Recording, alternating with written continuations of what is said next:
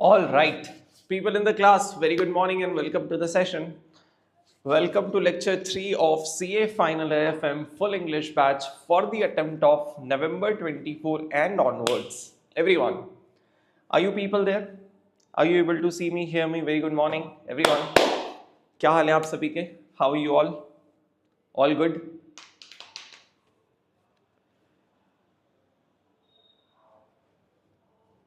Good morning, good morning, good morning. So we'll wait for a few minutes for people to join in and then we start our discussion. All right. So just wait for a second. Sahil, very good morning. Rest of the people in the class, very good morning. Are you people all good, all set? What's going on? How was the weekend, by the way? What did you do Saturday and Sunday? Was it good?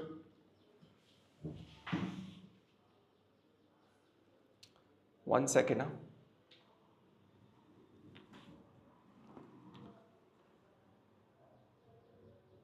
So, how was the weekend? Study, sir. Tell me the truth. You must be sleeping for 9 hours or 10 hours or even 14 hours a day. Sahil, or genuine studies.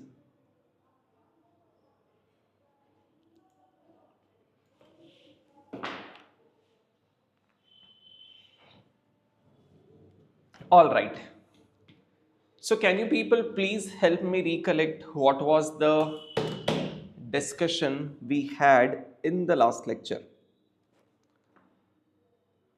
So in the last lecture, if you recollect, I made you people understand about dividend valuation models, where we consider dividends of the company to find out the value of the share, where the underlying thought was value of a share today is the present value of all future cash flows generated from that share, which means present value of all future dividends to be received from that share, where we had two possibilities in front of us. Possibility one, when you have definite number of years, right? So in that case, you do manual discounting. You do discounting of dividends of next few years, and at the end of that period, you will also receive the sales price. So present value of dividend and present value of sale price, when all of them discounted by KE, give you the value of share.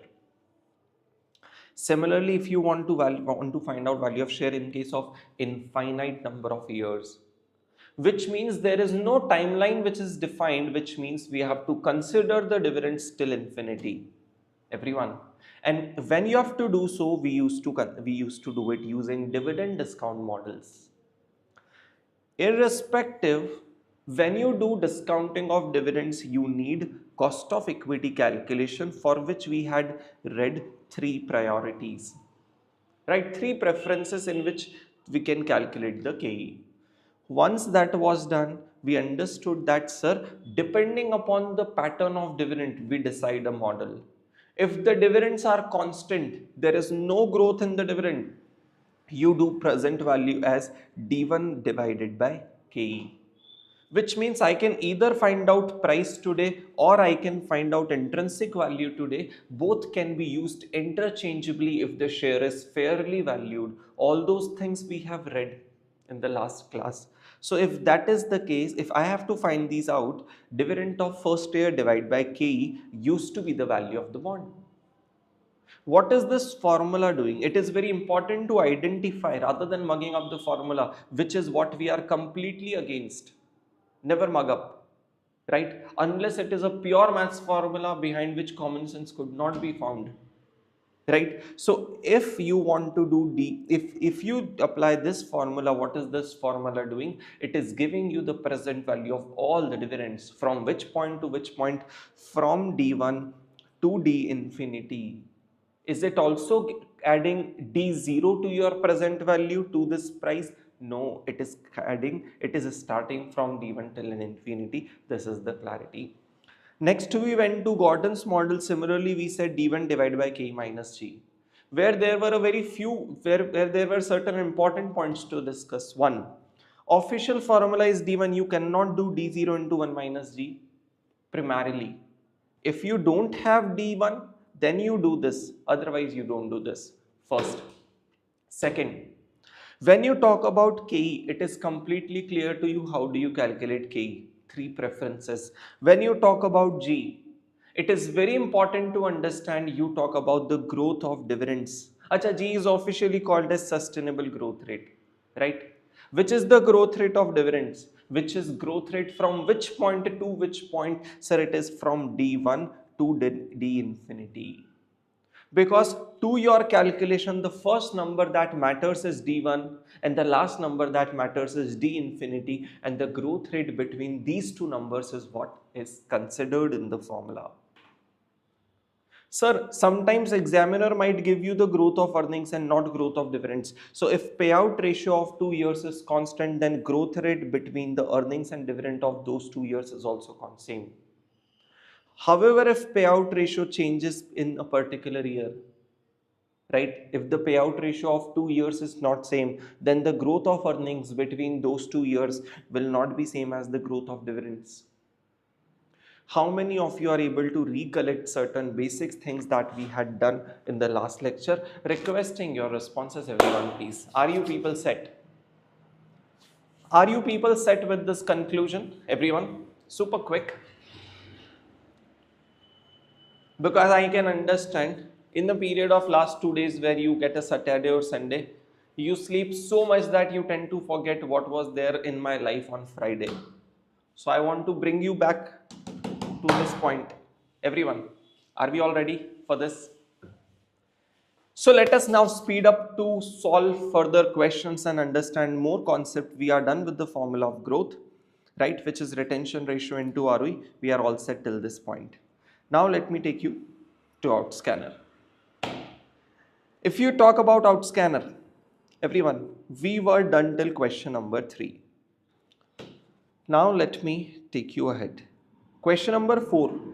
An extremely easy question is needed to be solved only and only on calculator. Let us do it. People in the class, let's start this discussion. Open your calculators and we'll start to do this.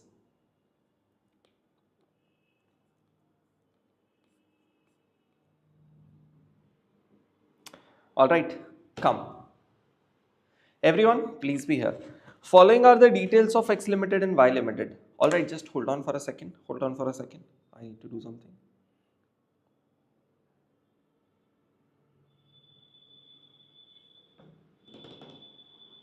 Just a minute.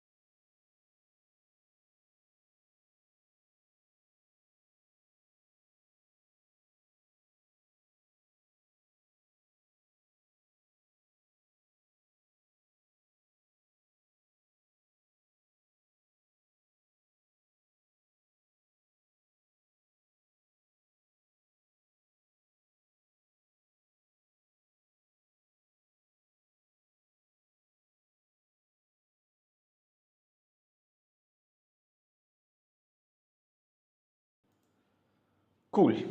So question number 4. Everyone in the class, I want your energies for this to be solved, which is a very easy question. People, please be here. All right. So following are the details of X limited and Y limited. All right. In fact, I must say this question can be solved by you yourself only, right? But let us try to it once. Following are the details of X limited, Y limited. What is the dividend per share? 4 and 4. Sir, what should this dividend be considered? In the absence of any information, we should always consider your dividend to be D1. All right. And this is not every time institute would do it, but most of the time it would do so. So let us check. Sir, what is the growth rate? 10%, 10%. What is the beta? 0.9 and 1.2, right? Current market price is 150.70. What do you have to do? Other information of risk-free rate is 7, market return is 14. I want you to have 30 seconds to quickly reread what is there in this question. Everyone, done? Sahil, done? I want you all to reread in 30 seconds to understand what all information is given. Calculate the price per share of both the companies. Sir, price is already given.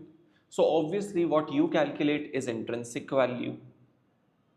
To calculate intrinsic value, since information of dividend is given, you will apply dividend discount model. Since the information of growth is given, you will apply Gordon's model. So let us apply Gordon's model. What do you need? Sir, D1, KE and G.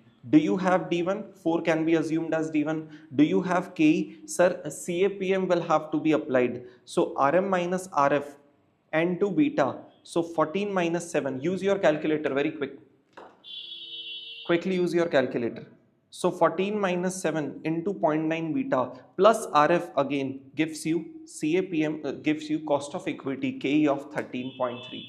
Where is my calculator? I cannot see it. Chalo, anyways, let me do it over here. Hold on.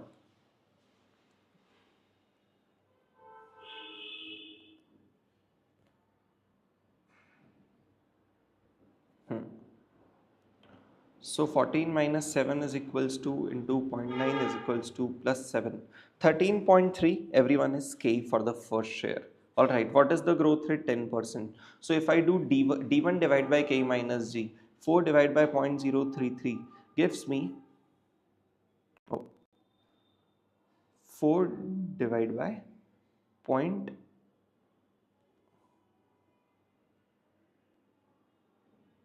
should be 033. 121.21 is the intrinsic value. So obviously this part was quite easy, which is why I did not make you people do it in the notes. What is more important for us to understand is this. Write the comment on the valuation on the basis of price calculated in current market price. There is one price which you have calculated and there is this price which is already there in the market. On the basis of this, can you comment on the valuation? Please tell me, everyone needs to answer this question. Sir, price in the market is 151 and price according to me is 121. Can I say my share is undervalued? Price as per me is lower. Can I say my share is undervalued? Everyone quick, yes, no, I need a response. People, the answer is no. No. You never comment on the price which you calculate. Always remember, for the entire AFM, you comment on the price which is there in the market.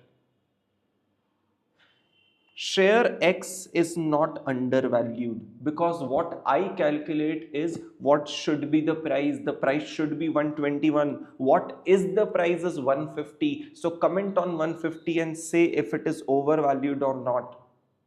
Don't comment on 121 to say it is undervalued. Are you please understanding? Basic things where a student can miss. Sahil. Rest of the live people in the class, recorded people, are we set with that? Yes. So current market price 150, you will comment it is overvalued. Similarly, if you talk about Y limited, acha chalo, let me continue. Y limited you can do at your own. Next, as an investor, what course of action should be followed? So common sense, if a share is undervalued, what do? You proceed to buy it. If a share is overvalued, what do? You proceed to sell it. In our case, since the share is overvalued, we are going to sell it. We are going to sell it. So it's not that it was something which you can't imagine. But for the first time, we did something like undervalued, overvalued. And I would want to make sure that we write down such things in the handmade notes. All right? Handmade notes as in out notes. Can you please, everyone in the class, come to this page number. On page number 11, let us try to create a small table kind of a thing. Y'all please wait. Let me create and then you write down. So we will say, comment, always comment on the actual price in the market. So which is why I always write CMP first. If CMP is more than intrinsic value,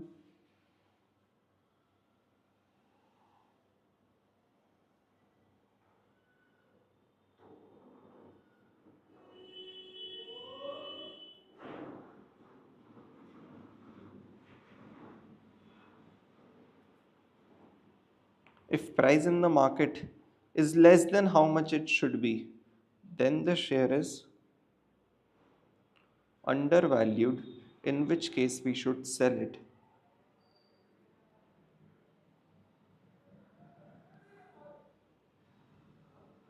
And if both are same, the price in the market is same as how much it should be, which means the share is fairly valued. Let me tell you, even if the share is fairly valued, one can buy it. Tell me one thing, according to you price of share should be 1000, and if it is 1000, obviously you're gonna buy it, right? What is the problem? Despite theoretically institute always says, sir, hold it. If you think a share is fairly valued, you can continue to hold it, whereas practically you can actually buy as well if that is the case. Are you people understanding? So this was a small thing which I wanted you people to write down. Kindly update in your notes.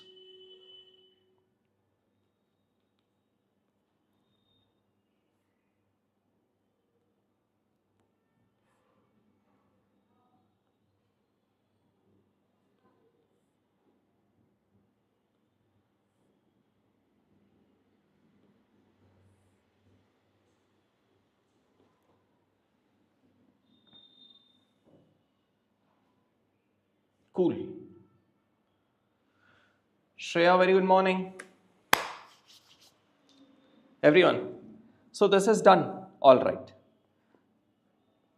let us move to next discussion. Question number 4 is done. Question number 5, extremely easy question. You will have to do it in the form of homework.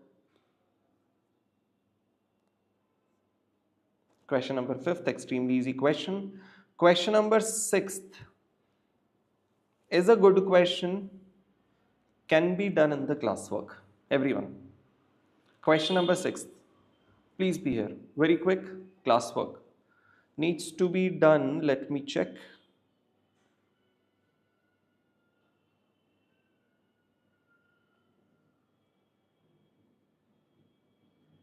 Needs to be done on the notebook.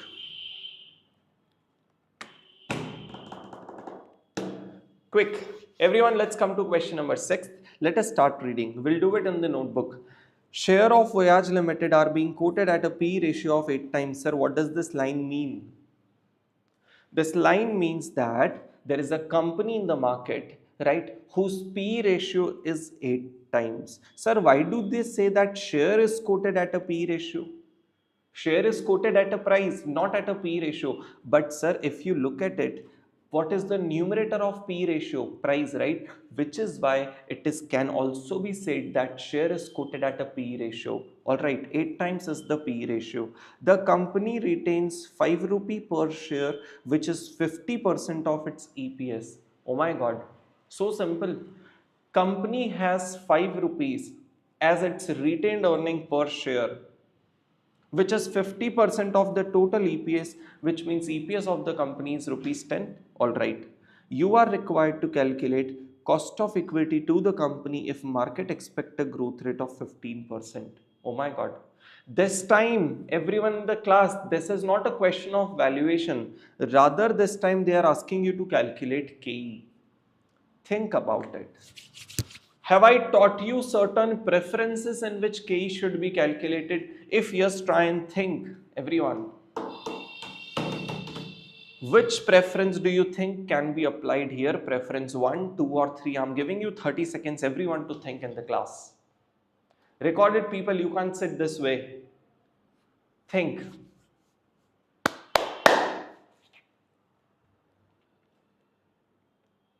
Shreya, are you still here following us?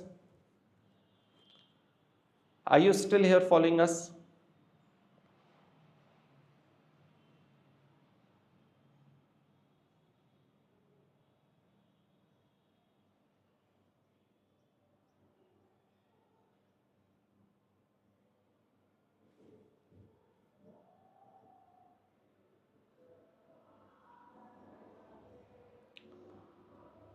Can preference number 1 be applied? Obviously, no, there is no RMRF. Can preference number 2 be applied? This is the most important part, sir. Please remember, preference 2 was D1 divided by P0 plus G. K is equals to D1 divided by P0 plus G. Now tell me, if this is the preference, first we will need to make sure that we are able to find this. If we don't find this, then we have to go to third preference, which is earnings yield, which is 1 by P. Sir, do you have D1? Sir, if I have 5 rupee as my retained earning, which is 50%, then obviously my EPS is rupees 10 and obviously my DPS is also 5. Of the entire earning, 5 retained, 5 distributed, we are sorted with D1. Divided by P0. Is it possible to find out the price? Think everyone in the class. Very good question. Like small things. Sir, is it possible to find out P0? What information do I have? I have an information of P ratio. Think. Sir, can I do PE into EPS is equals to MPS?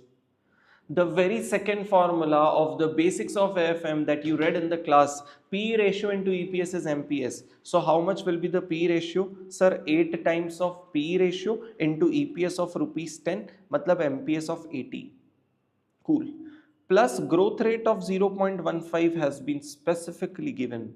Now are we in position to find out answer of part A? Yes. So always remember, everyone in the class listen to this very carefully. Always remember that before solving a question, you should be there with the question for 30 seconds. Try to imagine the steps. Try to imagine what all working notes would you need, and then ultimately start writing and apply the formula, so that you don't have to do you don't have to cut the solution in between and redo and things like this. All right, come here everyone in the class, let us very quickly start writing. Question number 6, I will dictate and you will have to write. You know now the flow of our class.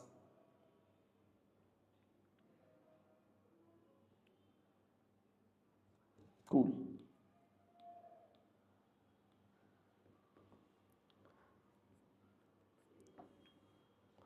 Let me chalo.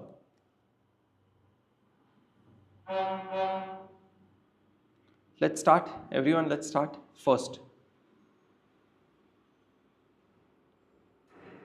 how much is EPS? Sir, it is rupee 5 divided by 50% is equals to rupees 10.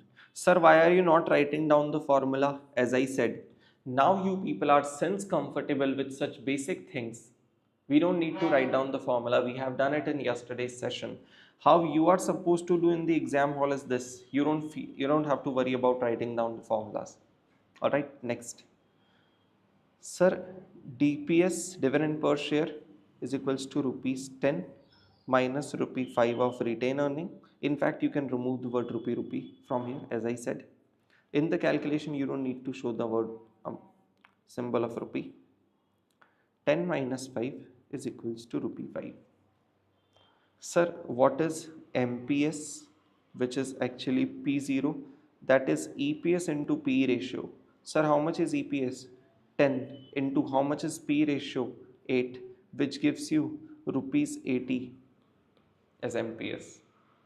Sir, what is the growth rate? Directly given in the question as 15%. Using the 3 information, can I calculate KE? Yes, this is an official formula you will have to always write down. Sir, given dividend, what should it be assumed? D1 or D0? With the language, the company retains. When they say company retains, we are not clear if the company has retained or company will retain. We are not clear with the past or the future, and when that is the scenario, what do we have to do? We have to consider it to be the D1 when it is not clear.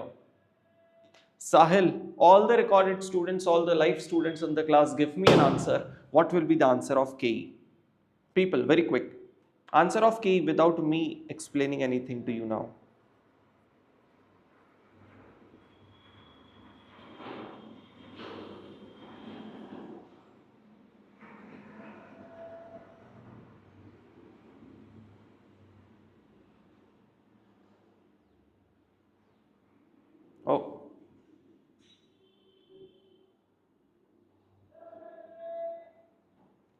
21.25 everyone is the answer.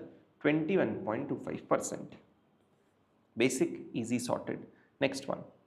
The indicative market price. You are required to determine indicative market price if same cost of capital and the growth rate is 16%. Sir, in the first part, they have given you this price. Basically, P into 10, 80 of price they have given, P into 10.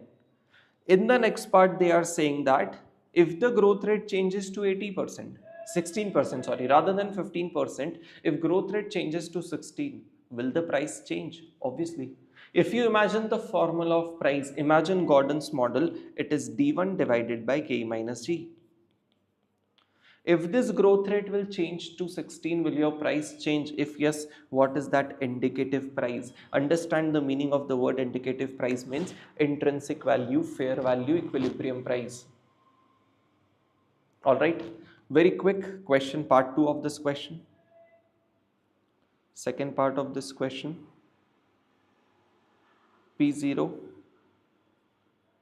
divided by K minus G. D1 is how much? Acha, let me confirm the answer to first part. It is set. Divide by how much they gave us K. How much is calculated? 0.2125 as we have calculated in the first part. Now we have K, right? Divide minus 0.16. Kindly calculate the price quick. 0.2125 minus 0.16 is equals to this multiplied by 5. 95.24 on a rounded off basis. We will say rupee 95.24. Those who are writing 95.23 as the answer, live people, recorded people, Sahil, I can purposefully see that. 95.23 if we write down as an answer in the exam, and if the examiner deducts the mark, then we are not, like, as in, if they, in that case, examiner is not wrong, he's correct. All of us know the basic rounding of rules we should follow. If the answer is 95.238, it should be 95.24 is what I'm trying to tell you. Cool, everyone? B part gets done. C part ultra quick. The price per share if company's cost of capital is 20% and anticipated growth rate is again 18%. I'm giving you 30 seconds to solve this. I won't do it in the class. Very easy. Recalculate the market price. You have a newer K and you have newer G. What else is there? Simple, you have the number of D1. Quickly calculate price at your own in the notebook itself. I'm giving you 30 seconds to do it. Do it right away.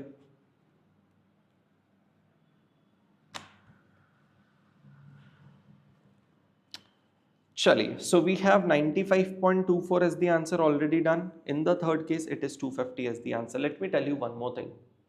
We'll follow it later on, but for your reference. If the same formula is used multiple times in the question, we don't need to write down the formula again and again. You have written it down here? Fine. You don't need to write it down again in the third part. If you write it down, no problem, but there's no need to do so, is what I'm saying. Alright, cool. So I want you all to be there in the outnotes for a moment. People, on page number 10, so we will try to make sure that we update everything in the outnotes, which means the book that you create, that you have, should be so complete that beyond this book you don't have to refer to anything. Please come to question number 10, and at this point where you have written intrinsic value, let us write down alternative words.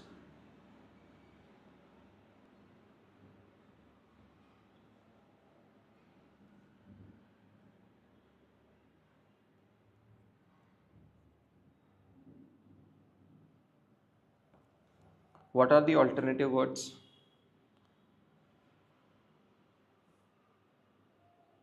Fair value,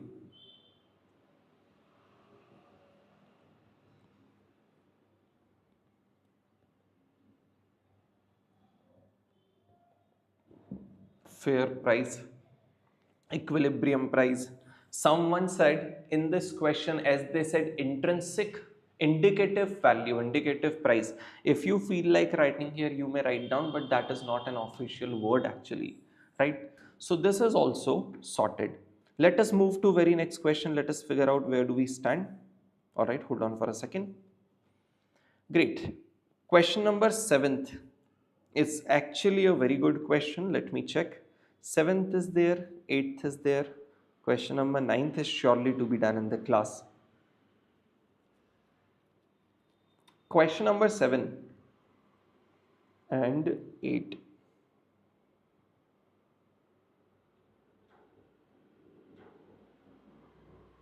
Question number 7 you will do at home. People, kindly mark question number 7 as homework. Very good question. Literally very good question.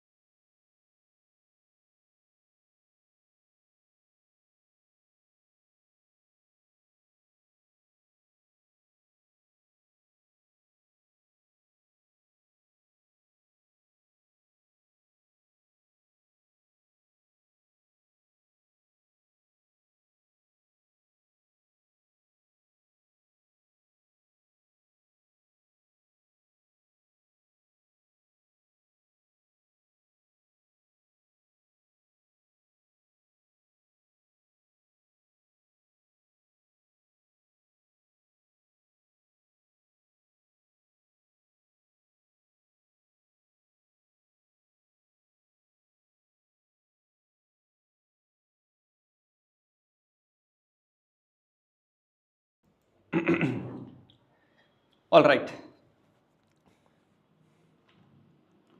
Question number 7th. In this question, you will have to try at home, but one thing I want to explain.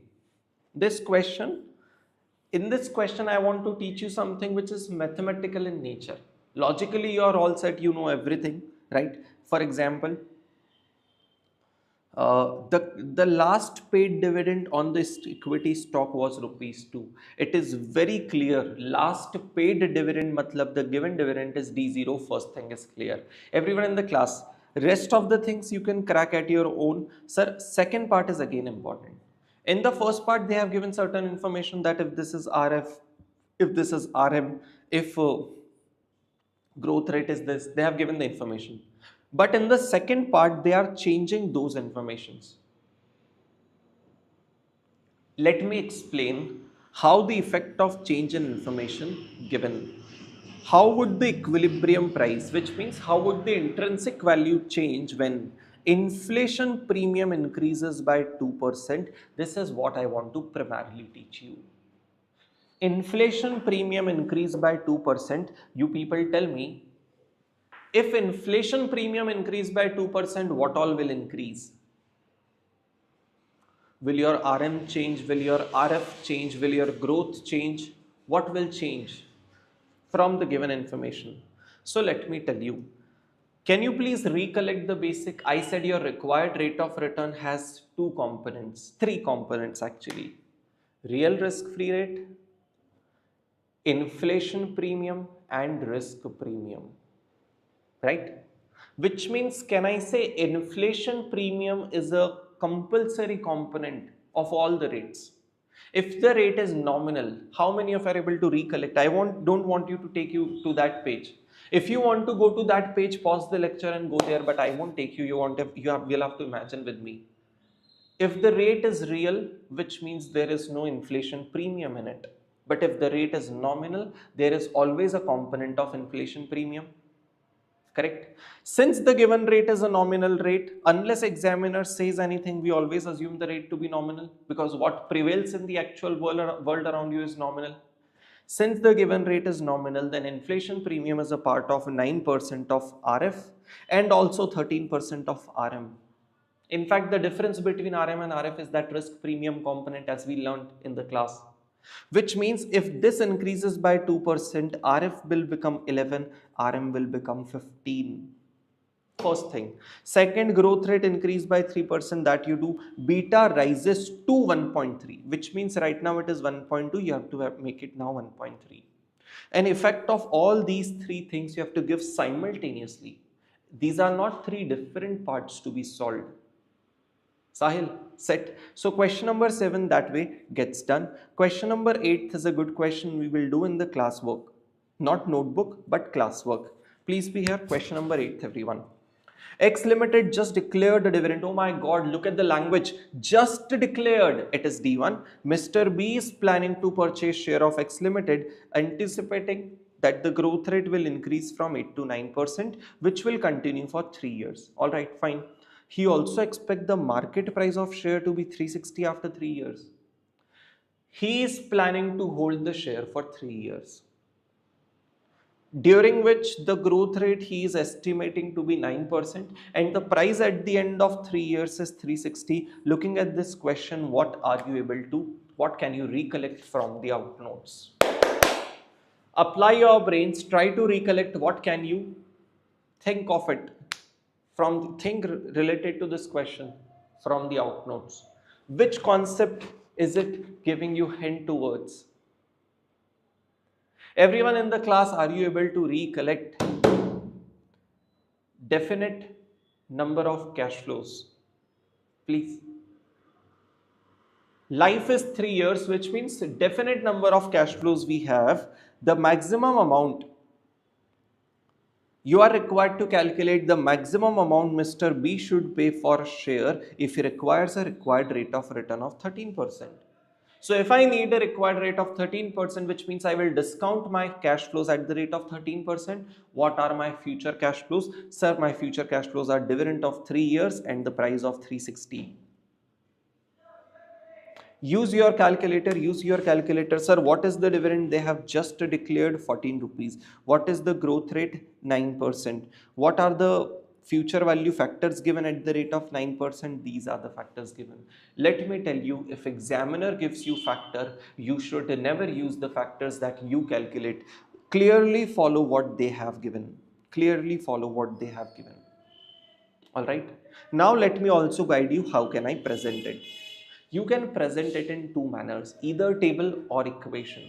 If it would be table, how will it look like? Let me show you. If it would be a table, basically it will look like year, dividend, or sales price, present value factor, DCF. Year 1, 2, 3, 3. Sir, why 3 2 times? Because third year we have dividend. Don't write it down, just understand me once. Because third year you have dividends and third year you have sales price. Sir, what will be the dividend for first year? So it will be 14 into given factor of 1.09.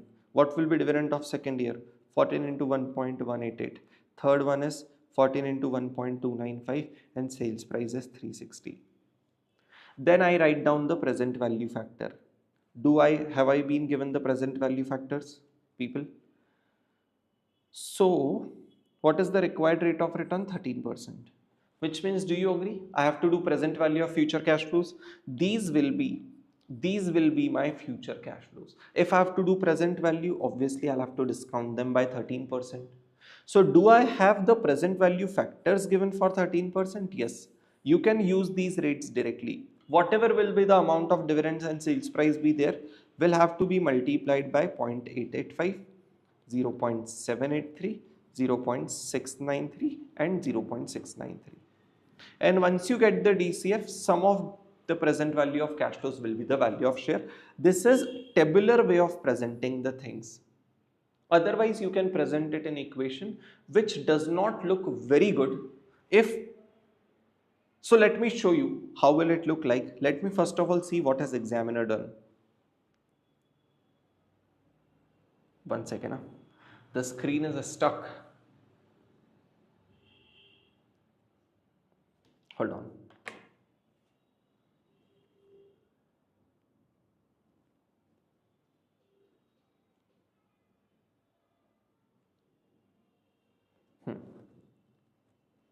What is examiner done?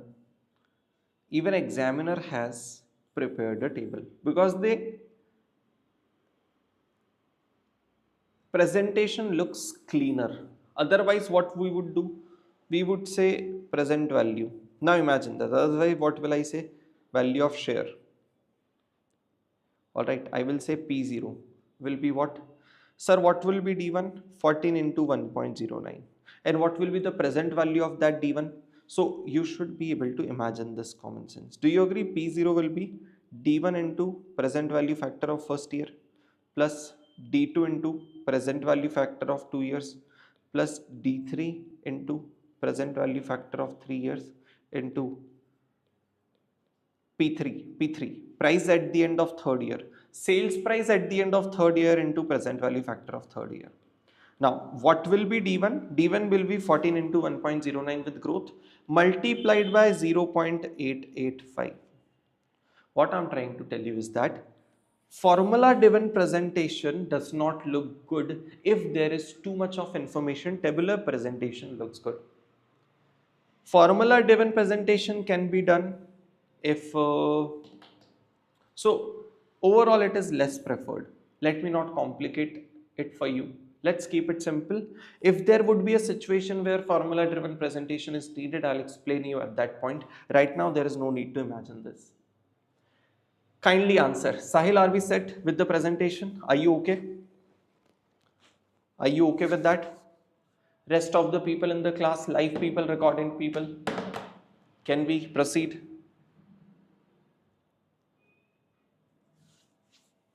Yep, chaliye. Let us be very quick now to solve the questions. Sir, maximum amount we can pay. We have understood the entire concept. We just need to do the calculation. My dividend of first year will be 14. Where's that 14? This multiplied by the growth rate into 1.09 multiplied by present value factor 0.885, which gives me the cash flow of 13.50 for first year. Let me tell you, you don't need to write down for 4 digits. You can make it 13.51, 02 and 04. Just keep it for 2 decimal points. All the cash flows 2 decimal point, present value factors 3 decimal points. Simple. Alright, let us proceed. Second one, 14 rupees dividend, growth of 2 year multiplied 1.188 multiplied by present value factor into 0.783 gives me 13.02 as the cash flow. And third one, do it where the sales price will be 360. Finally, give me the answer of PV. Waiting for the answer. Everyone.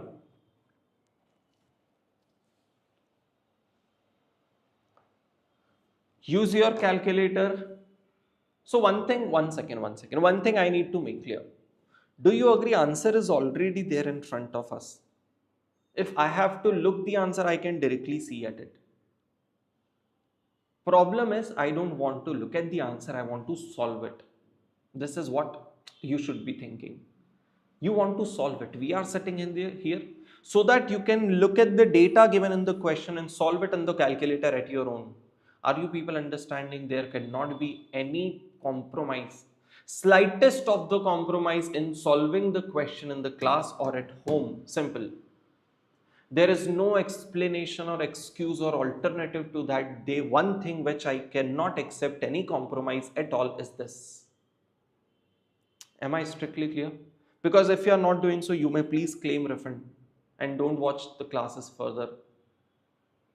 You may not pass if you do so simply. But if you solve it in the notebook, you will surely almost pass, because we are learning with that clarity and with that detailing. 14 is D1 or D0? Let us read it again. X Limited just declared the dividend of rupees 14. Sahil, you have just declared it. Thank God you asked it. It will be helpful to all the students to understand if anyone else is getting confused. Sahil, let us imagine on the timeline. D0 is today's point where we stand. D1 is next year for us. So today when we stand, if we say company will declare, it is D1. But company just declared, company has declared, just declared, paid, which means it has happened, which means it is D0. We are talking about the past, not about the future. It cannot be D1. Could I please explain this to you? Everyone else? Right? So fine. Second part, please. Second part, please. So do we have the answer of 288.57? Just a minute. I am. Chalo, cool. Second part, please.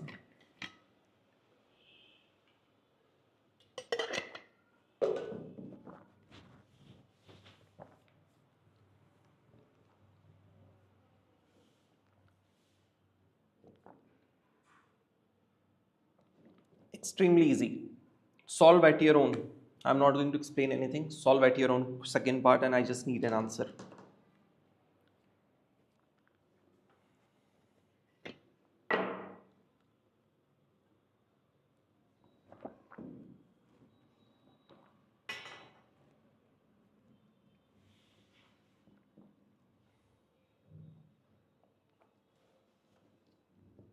Sir, D0.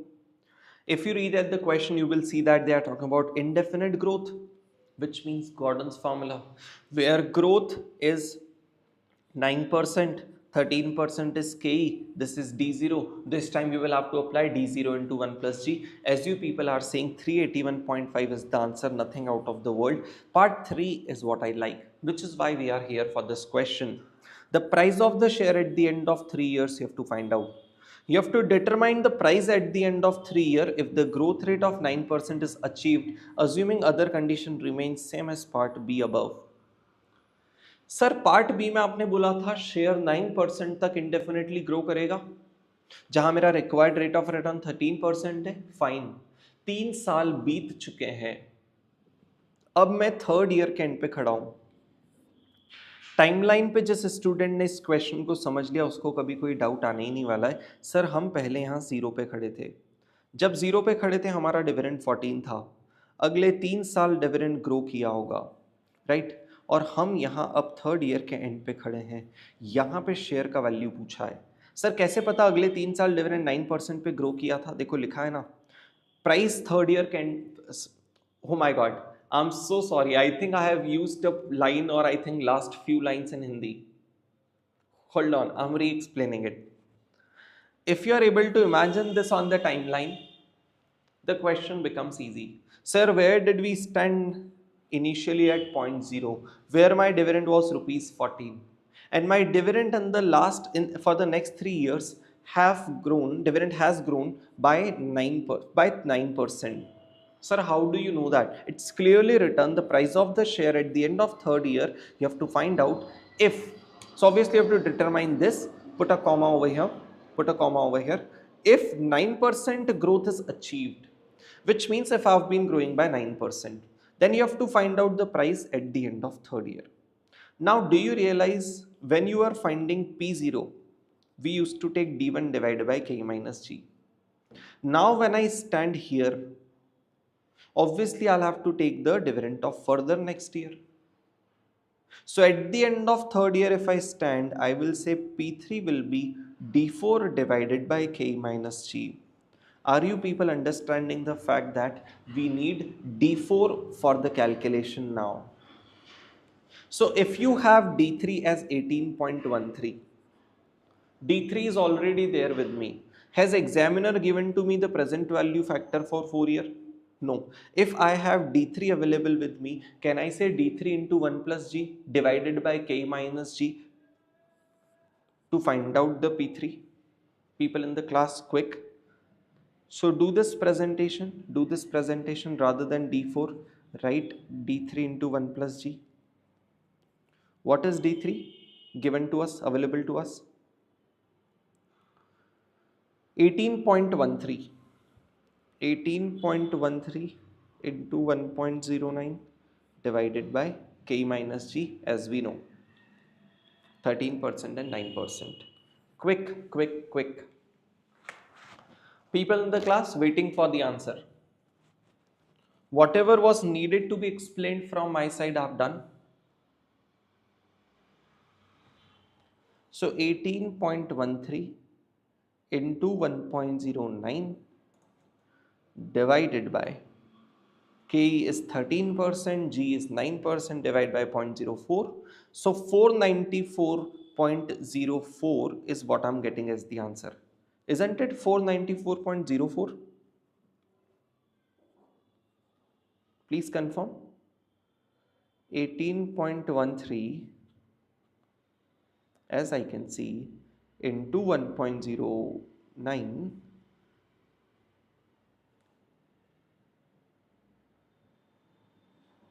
divided by 494.04 is what I'm getting as the answer. Please confirm.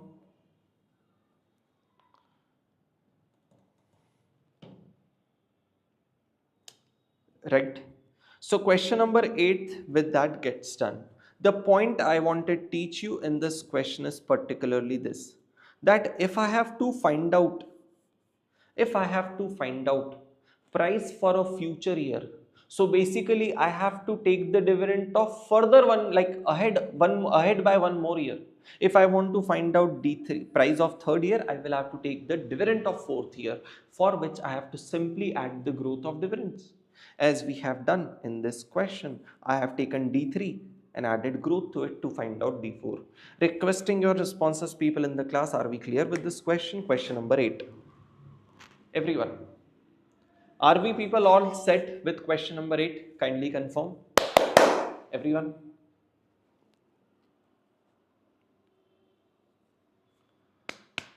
Let's move on to the next question. So basically we have now back to back a lot of questions related to Gordon's model. Question number 8 we have done. Question number 9 is actually a very good question, a different one. Let us proceed to solve question number 9. Whether we have to write it or not, we will figure out, but we will do it in the class.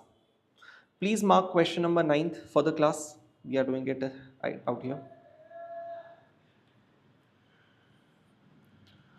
NM Limited is aspiring to enter capital market in 3 years' time. Is aspiring to enter into capital market. Sir, what is capital market? Basically this equity and debt market. So they want to enter into equity market by basically listing themselves. Okay, fine. The board wants to attain a target price of 70 at the end of 3 years, which means they stand today. They want to list them at the end of 3 years. And they want a share price of 70 at that point. Fine. The present value of share is 52.03. Right now the value in the market is 52.03. Cool.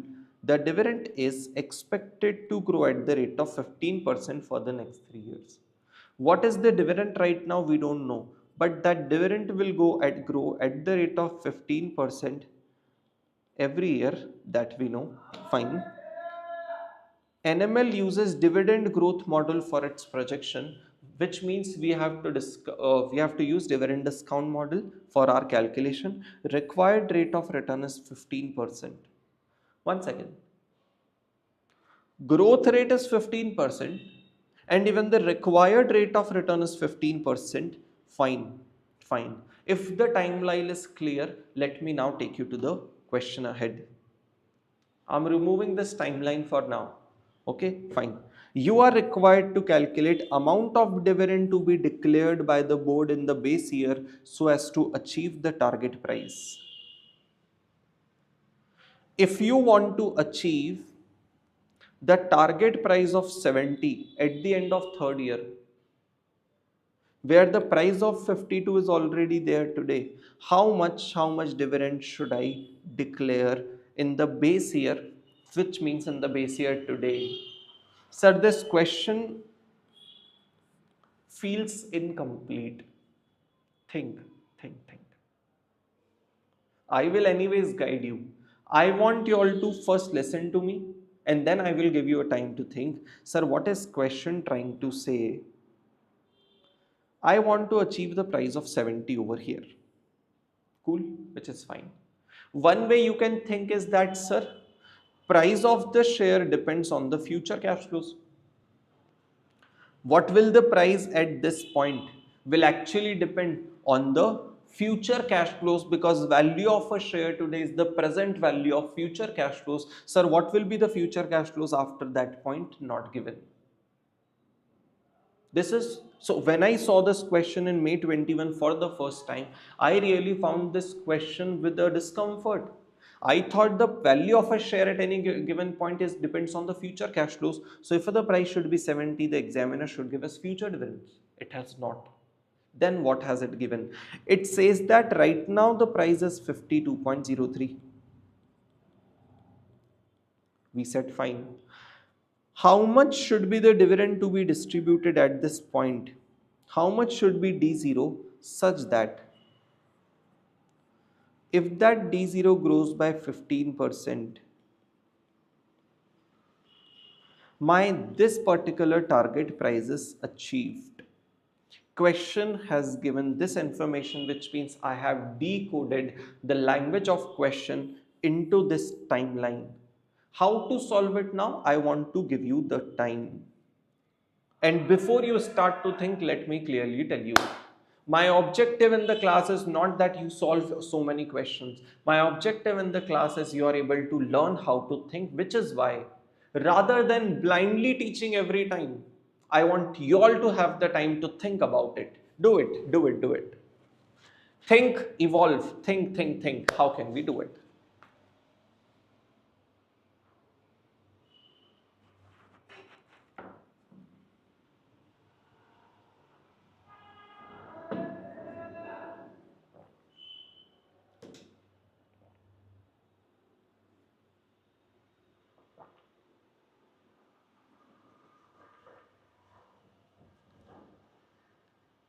Just a minute, let me have water.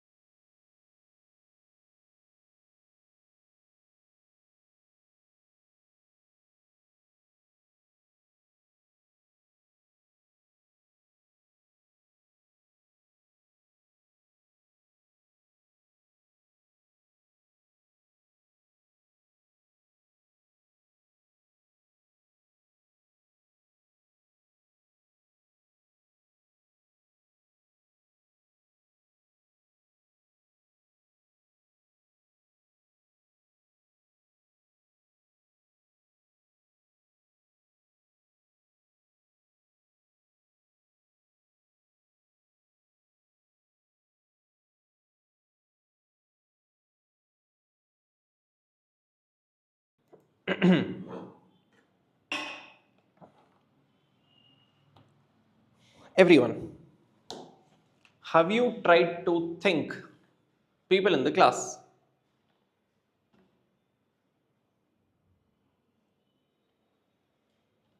One second. So what is the problem with this question? Let me clearly tell you. If you read at the language, you see that we want to maintain a target price of 70. But what we have to find out are not future dividends. What we have to find out are the past dividends. So in that case, you have to realize that we have to simply think it as you have been given P0, right? What is P0? Present value of future cash flows, which means this P0 should be equals to present value of D1, present value of D2, and present value of D3, and present value of this sales price at the end of third year. All these cash flows, all these four cash flow over a period of 3 years, when you discount them to 0.0, the answer is 52.03, which is already there with you.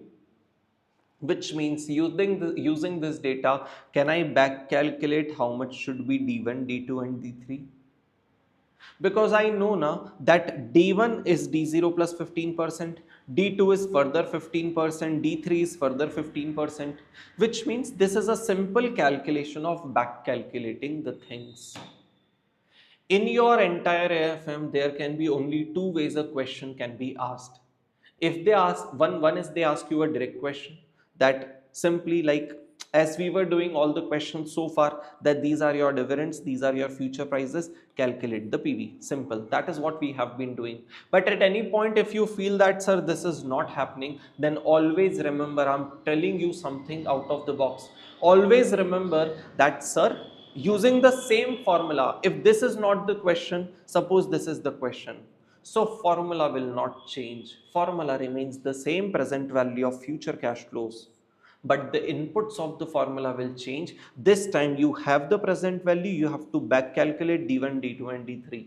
Same formula, no new logic, same formula, the components of the formula, I mean what you have will change and what is asked will change. Simply replace what is given with what is asked.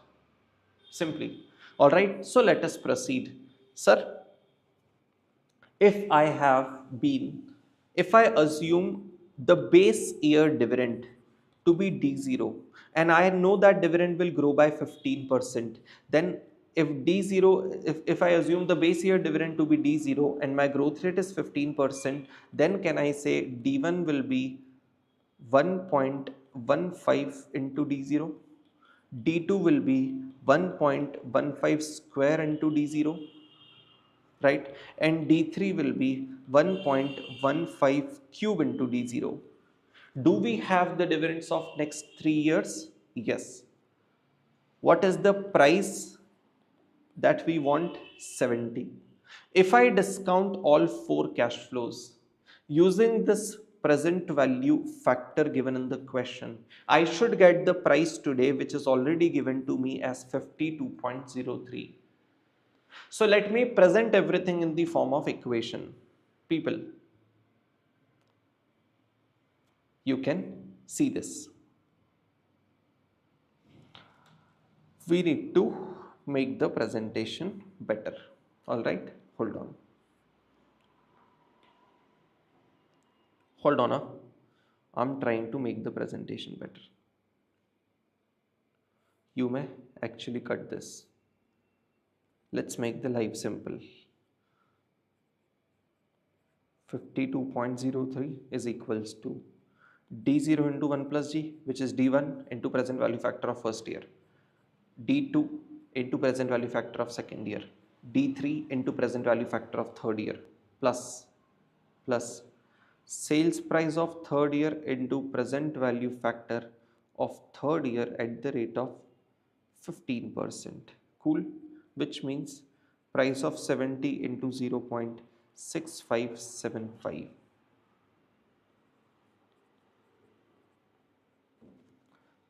So we don't need to blindly follow institute solution every time. Whether you solve like this or you solve like this, ultimately the answer will remain the same and institute is going to give you the marks. Will you please hold for a minute? Can you listen to me? Yeah, sir, let's do one thing. Let us solve this, then you remind me, I will tell you how does institute allot the marks. It is very important for you to understand as a student. Otherwise, you know, right? If you know, you will solve the question accordingly. You will be smart to figure out whether I should solve this way or this way. All right, let me now show this to you.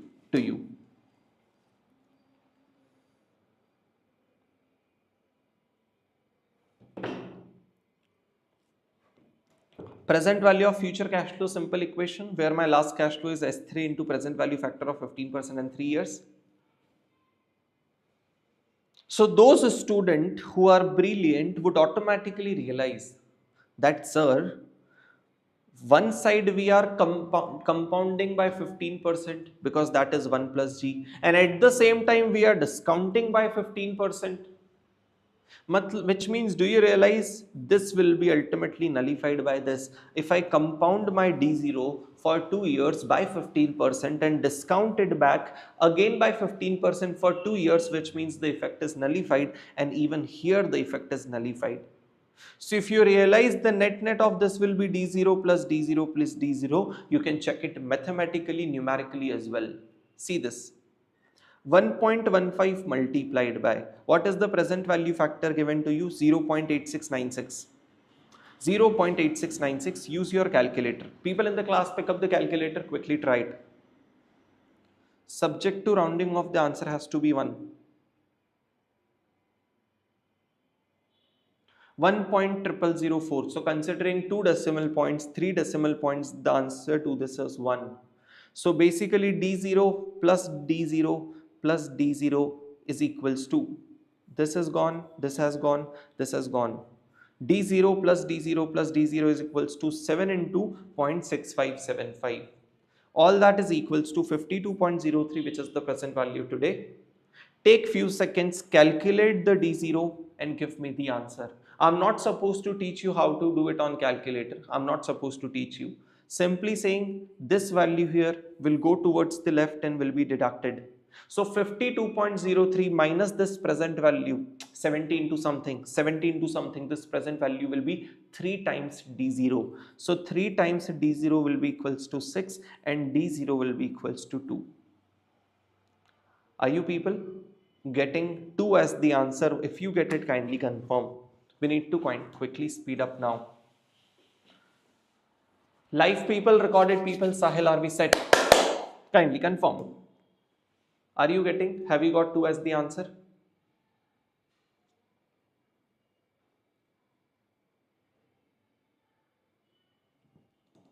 Yep. I need to tell you 2 things now. 3 things in fact. Sir, it is very important to understand the marking scheme. How would institute allot you marks? Can I hear?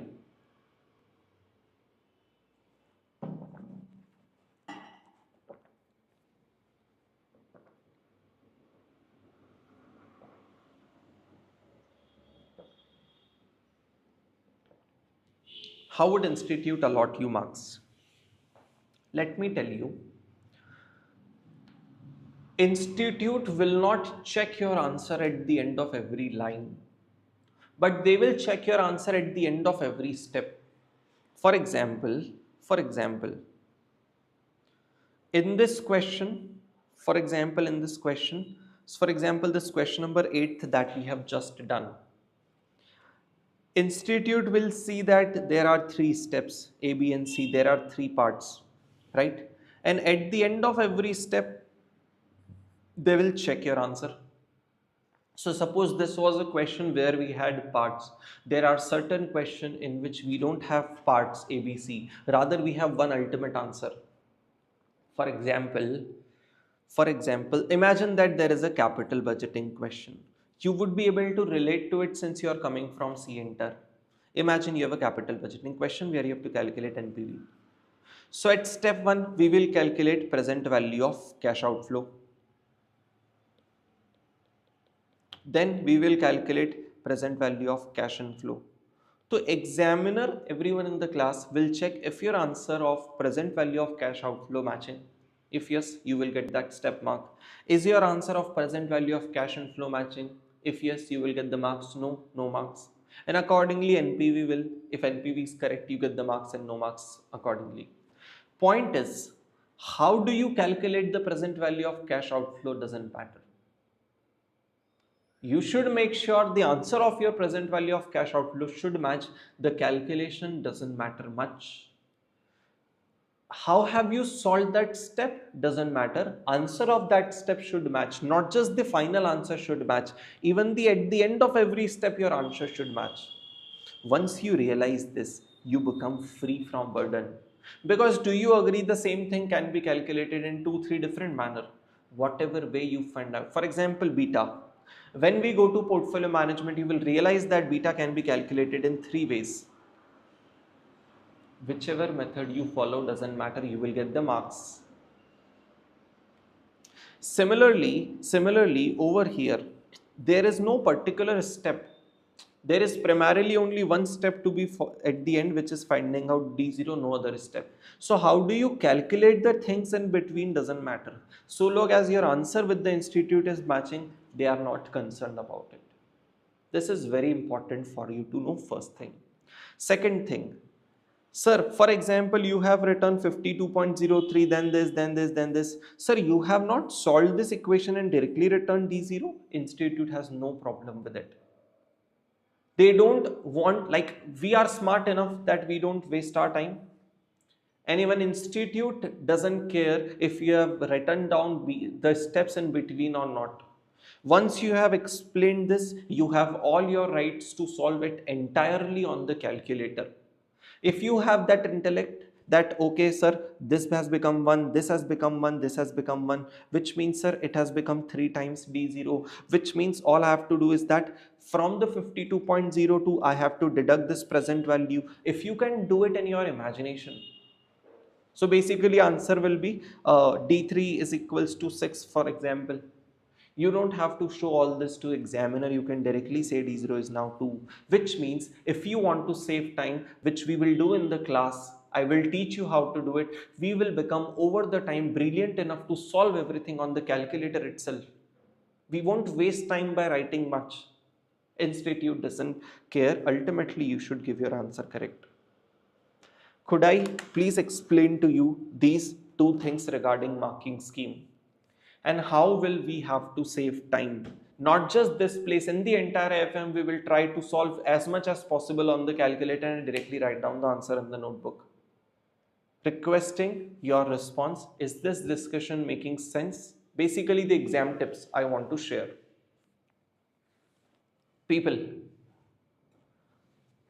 are we set? Are we ready for this?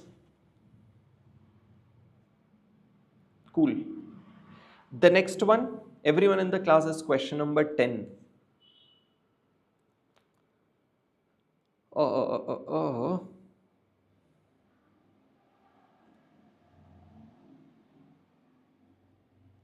Let me check if this question is relevant or not. Hold on for a minute.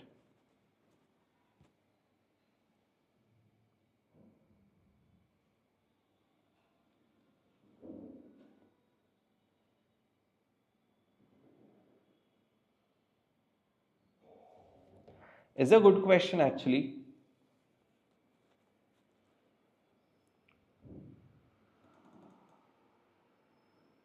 We can consider solving this question because this question will help us teach a new concept. Do you know what is how do I decide the question? That's how do you people know that I have tried to eliminate all the duplicate questions from these notes. Almost similar question institute might have asked in 3 different exams. Almost similar. All of them have been merged in a single question. But if there is a unique question which tries to teach us something different, that is there in this notes, which is what the objective is, so that you can focus on the variety rather than blind hard work. Question number 15 will try to teach something new, which is question number 10 will try to teach something new, which is why we are going to solve this question. All right, not in the notebook, or we can consider solving it in the notebook as well. Acha, tell me one thing. Question number 9, we have done it in the notebook or on the calculator? Quick, please. Sahil, question number 9 was notebook or calculator? Quick, everyone. Other live people, recorded people, we have done it in notes now. Cool. So question number 10th, we are going to do it on the calculator so that we can focus more on learning. All right, please be here. This will automatically teach you a new concept. In fact, let me do one thing. Let me first teach you the concept and then take you there. So one way to calculate growth is this, which is retention ratio into ROE. All right. Coincidentally, the derivation of this was being explained to CFA students in yesterday's class. Coincidence? All right. Another way to calculate growth is using historical data. Let me now teach you. Imagine that we are standing at this point. Which point are we standing?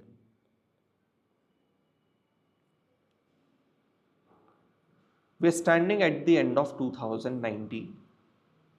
We want to obviously calculate the value of share here, for which we need the future dividends. Basically, we need the future growth rate. Examiner has not given future growth rate, but he has given the data of past earnings or past dividends. Using the past numbers or past dividends, I can calculate the past growth rate, that what has historically been an average growth rate, and I can assume that growth rate to prevail in future years forever. Are you understanding? In future, till infinity, what is going to be the growth rate will be somewhere an average of past growth rates, is one of the ways to calculate if direct growth rate is not given. So now you are learning that of based on the historical data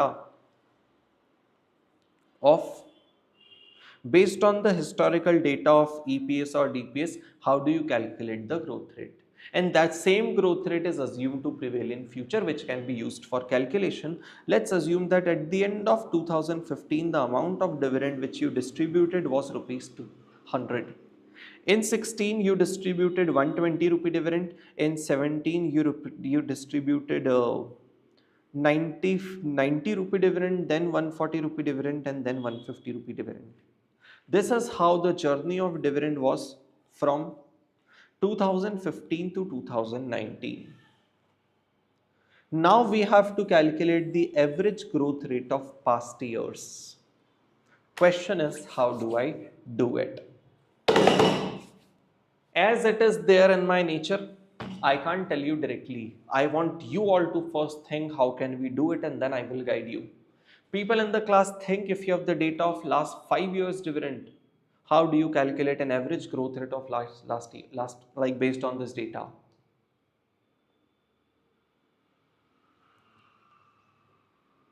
Take your time. Think, everyone think.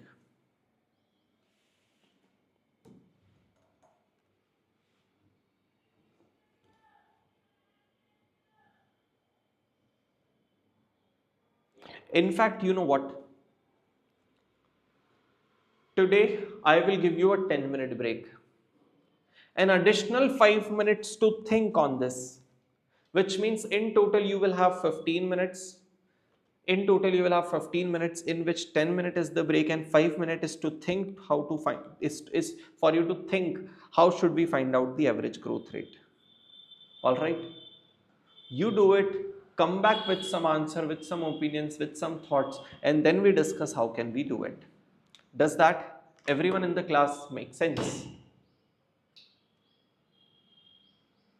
Hello, please.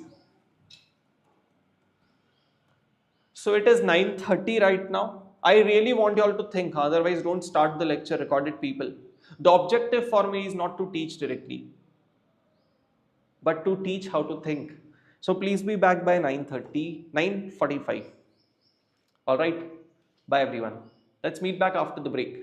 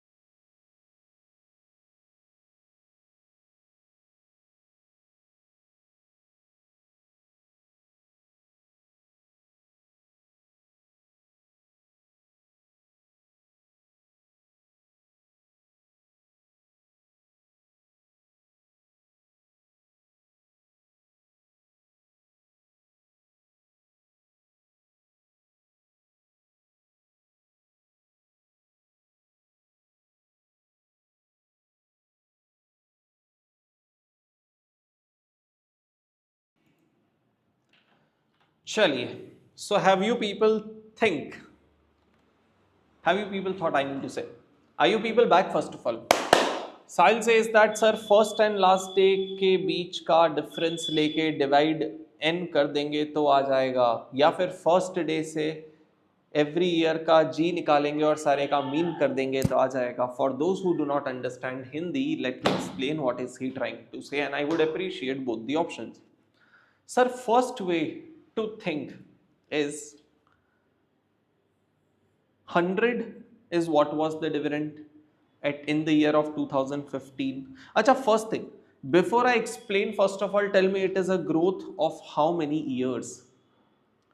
One thing you all should be obviously clear with is that if you have been given the data of 5 years, which means it has a growth of only 4 years. First of all, is it clear to you?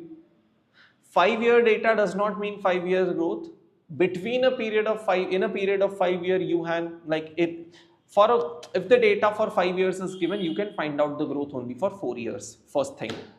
Second thing, second thing is that, sir, while calculating growth, one way to is do is that, sir, 150 has become the dividend, 100 was the dividend, and on 0.0 was the dividend, which means overall the dividend has grown by 50% over a period of 4 years. Dividend has grown by 50% over a period of 4 years, so divide by 4 will give me a growth of 12.5% every year. You know what is wrong with this? This is one of the suggestions. You know what is wrong with this? The point is that we have missed to see that, for example, what are you doing is that on a base of 100 you are considering a growth of rupee 50 on a base of 100, which is wrong. Because do you agree that every year the base will change?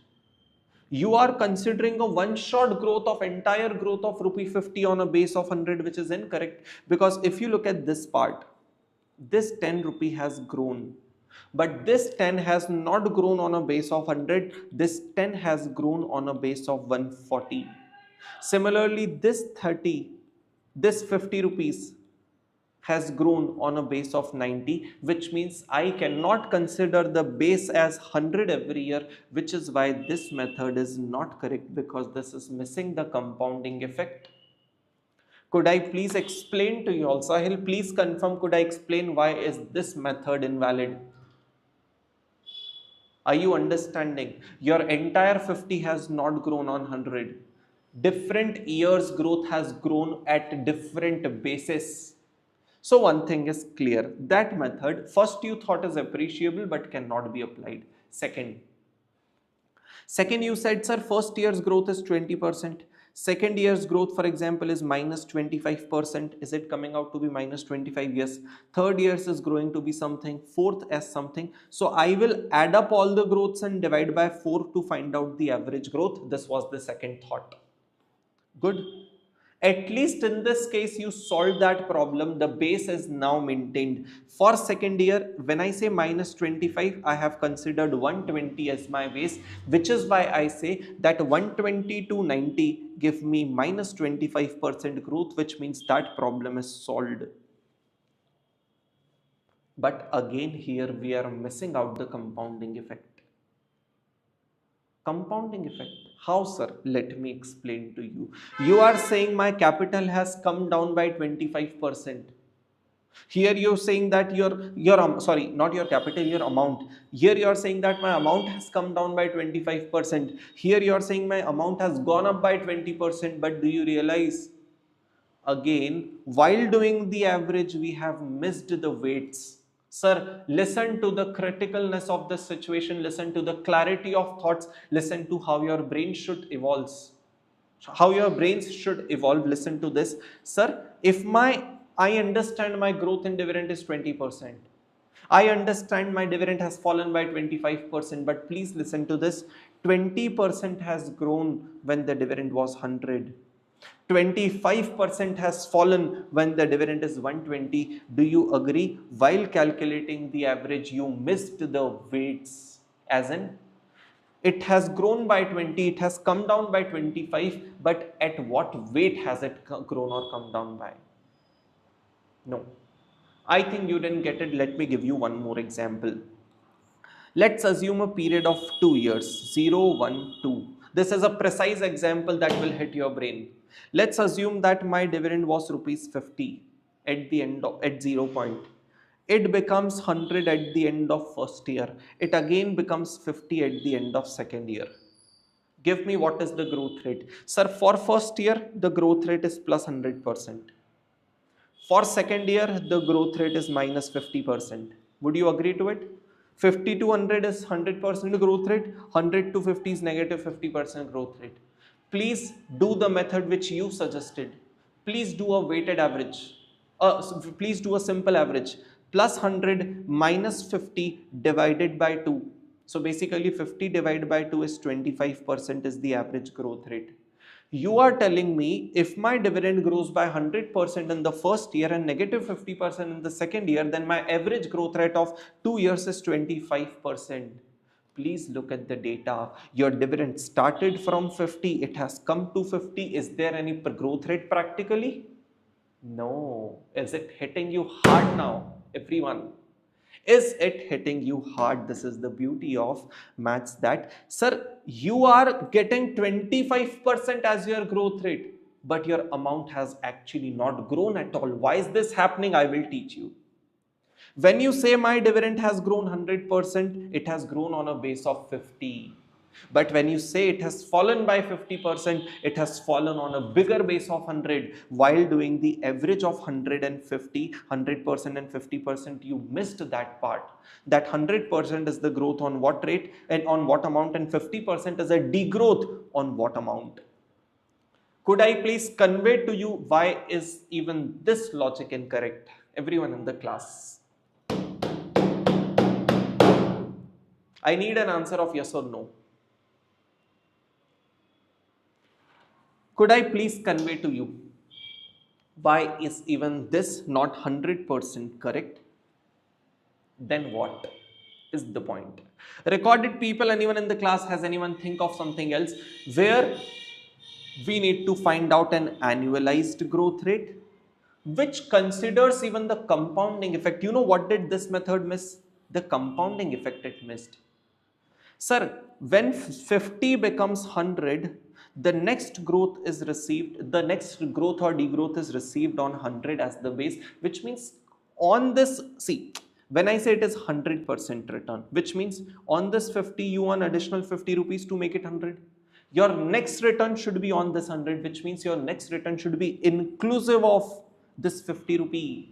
Interest on interest component, compounding effect, can you feel? Your next return will be on this 100, which is inclusive of previous return of rupees 50. Interest on interest compounding thing, which means what we need to apply is the compounding formula. Please listen to this now. Do you agree that this to you is a present value? Do you agree this to you is a future value? And do you agree present value into 1 plus a particular rate to the power n is future value? Where how much is my n in this case? How much is my n in this case? Sir, what is the rate? What is the rate at which if this 100 grows for a year of 4 years, it will become 150? What is the rate?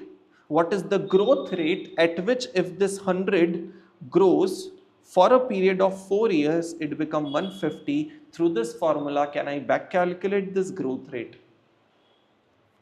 Rate can be anything, interest rate, growth rate, inflation rate, anything. This is a basic formula. Any kind of rate you can put in this formula, I can back calculate the growth rate based on these numbers, which will automatically give you the compounding effect. Sir, if 100 is the present value, then 1 plus growth rate, which we actually need to find out, to the power, listen to this, 4 is very important to realize, hai na? All right, is equals to 150. Back calculating growth, sir, it is 150. Let me show you how do you calculate. It is like 150 divided by 100. So when you bring 100 here, it is 150 divided by 100. So you have 1 plus g to the power 4 is equals to 1.5. You will have to do the under root twice, under root, so that you can find out 1 plus g. So 1 plus g is basically 1.10668 something when you do under root twice. Now g is equals to what? G is equals to whatever value you are getting minus 1 will give you 0.10668 something, which is 10.67% as the answer. 10.67% as the answer. So G is equals to 10.67%.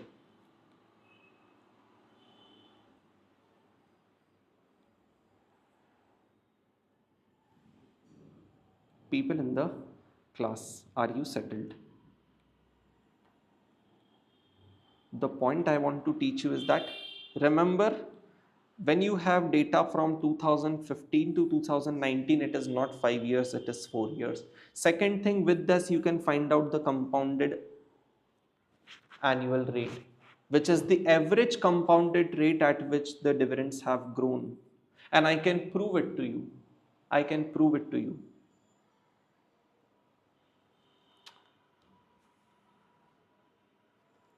Take your calculator, put 100 to it, add 10.67%. Again add 10.67%. Do it 4 times, you will automatically get 150 as the answer, which means this is the correct thing we have taken.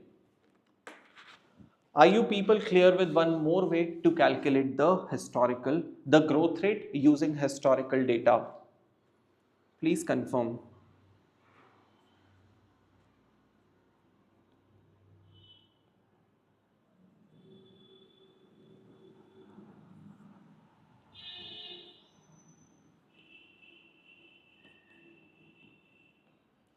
Requesting your responses, please. Everyone in the class.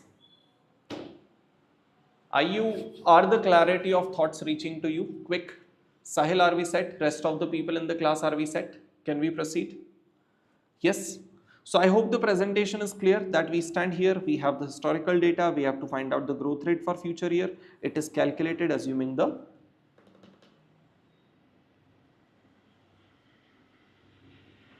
growth rate of previous years.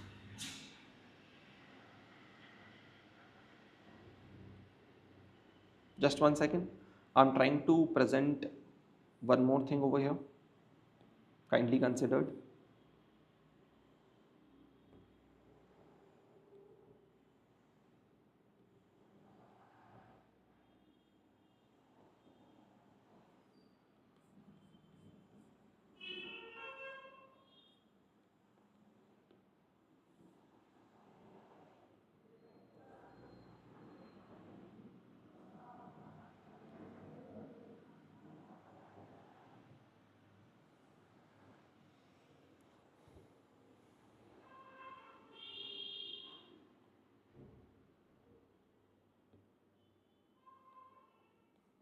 Cool. So I hope this way of presentation is making sense to you.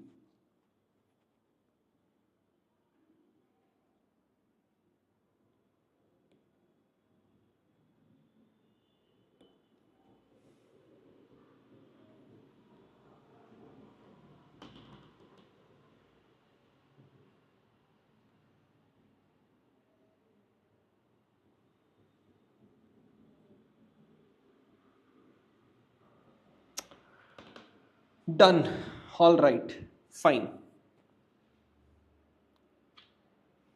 Cool. So with that, everyone in the class, let us proceed to solve question number 10, which is to be solved in the notebook itself. I mean in the book, on the calculator itself, not needed to be solved in the notebook in the class. All right. Let us move to question number 10, which is a classwork question. Everyone, we will do quick.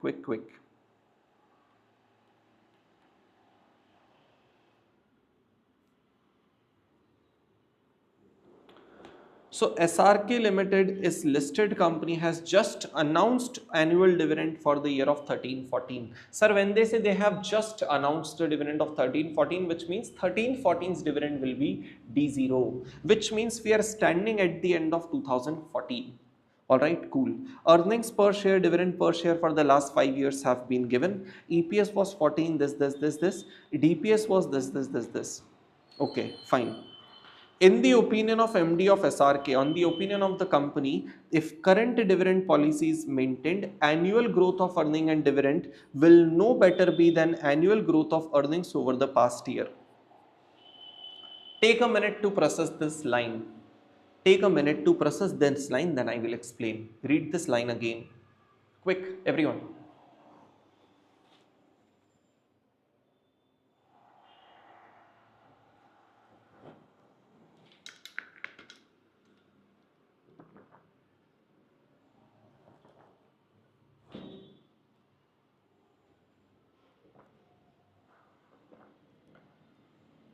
It says that if you follow the same dividend policy as you had in the past, if you follow the same dividend policy in the sense that if you distribute the same amount of dividend, same percentage of dividend, if you maintain the same payout ratio, then the growth of future growth of earnings and dividend, listen to the line carefully, then annual growth of earning and dividend, future growth rate will not be. Sir, how do you know they are talking about future? Or obviously they are using the word will. Dividends and earnings growth will not be better than annual growth of earnings over the past year. Meaning to say, in the past year, find out what was your earning growth rate. Not dividends growth rate of earnings they are saying. In the past, what was your earning growth rate? Find that out. And that will be the future growth rate of both earnings and dividends. Simple? Cool. Fine. Since the board is reluctant to take debt to finance growth, now since we want to grow, we would need more capital in the business, but we don't want to take the debt. We find it risky, right? It is considering changing its dividend policy by retaining 50% of its earning for investment in various projects. I will retain, I'm now planning to retain 50%. How much was I retaining in the latest year? For example, just for the calculation, see how much is the number. Sir, 8.2 divided by 14 gives me 58% of payout ratio. Minus 1 gives me 41% retention ratio in the past. For the latest year, I'm saying. I am now planning to change it to 50% retention. Why?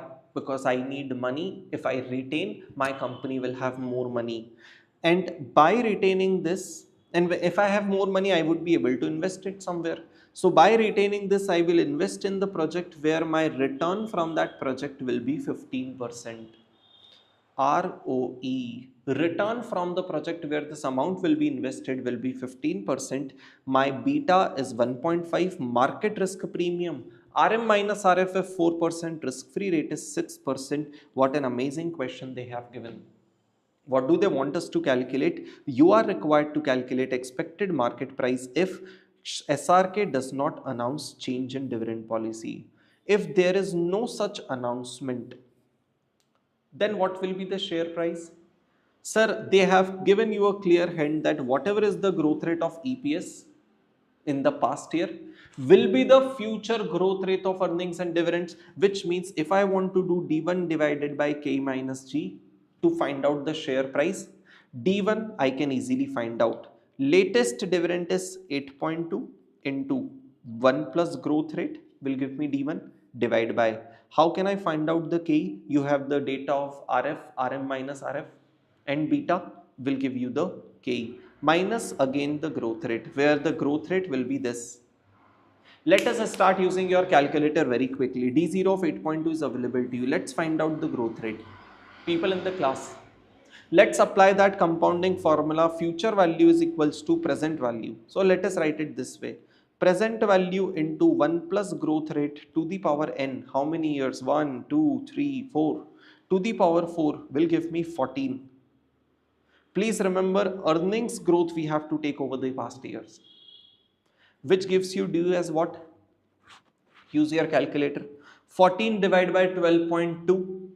Whatever you get, under root 2 times, because it is to the power 4. Under root 2 times minus 1. How many of you know this logic? How many of you know this logic? Let me tell you.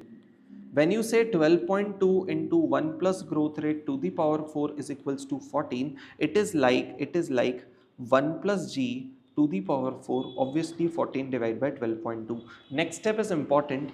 Do you know it is like 1 plus g is equals to whatever your answer, 14 divided by 12.2. It's like this. What is here to the power 4 in the LHS, if you take it there, it becomes fourth root of this number. Basically it is 14 divided by 12.2 to the power 1 by 4. Simply saying what is towards the left as to the power 4, when you take it towards the right, it becomes to the power 1 divided by 4. You know the simple mathematics? Just in case someone doesn't know, I know a lot of people would know it. Anyways, what are you getting as the answer is my question. What are you getting as the growth rate? Waiting for the answer. Please, 14 divided by 12.2 is equals to under root minus 1 gives you 3.5% as the historical growth rate, which will be assumed as future growth rate as well. Are we done till this point? Yes. Let us now calculate KE. RF is 6, RM minus RF is 4, beta is 1.4. So 1.5. So 4 into 1.5 is 6 and 6 plus 6 is 12. So 12% is KE. Very quickly calculate the share price. Please. Latest dividend was 8.2 into 1.035 growth divided by K minus G 0.12 minus 0.035. What are you getting as the answer? Please share it to me, everyone. Recorded people, live people, use your calculators to show me what is the answer. Quick, waiting for the answer.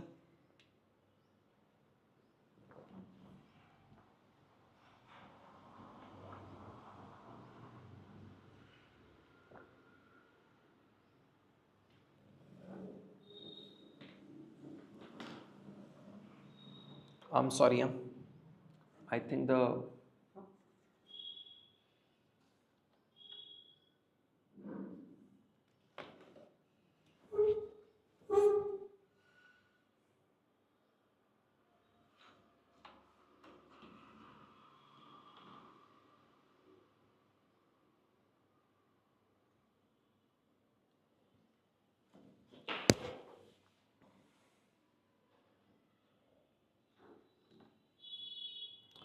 99.85 is being told as the answer, which is fine. Answer to part 1. Sir, calculate the market price if the company announces change in dividend policy by retaining 50%. If the retention ratio will change to 50%, what will happen? A very important question. Let us figure out.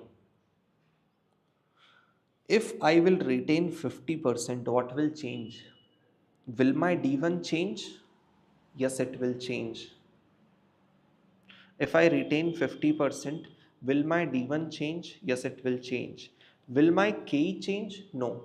K is my required rate of return. That does not depend on my dividend policy. That depends on the risk taken. So K will remain the same. It will not change. Will my growth change? What do you think? Because of change in retention ratio, will my growth change? Everyone, I need an answer. It will change. Listen to the first line carefully. If dividend policy is maintained, then this will be the growth. If the dividend policy changes, then the growth rate will also change. What will be the new growth rate? Sir, retention ratio into ROE. Everyone in the class, there are only two ways to calculate growth, where they have given the hints of ROE as well. So 50% is retention ratio, 15% is ROE, 50% into 50% is 7.5% growth rate. Think about the revised dividend. Do you agree? I need to find out new EPS. I need to find out first year's EPS, of which 50% will be dividend. How to find out first year's EPS? I have 14 rupees as the EPS of 0 year. So 14 rupees of EPS into growth rate of 7.5% will give me EPS of first year. Multiplied by 50% will give me dividend of first year.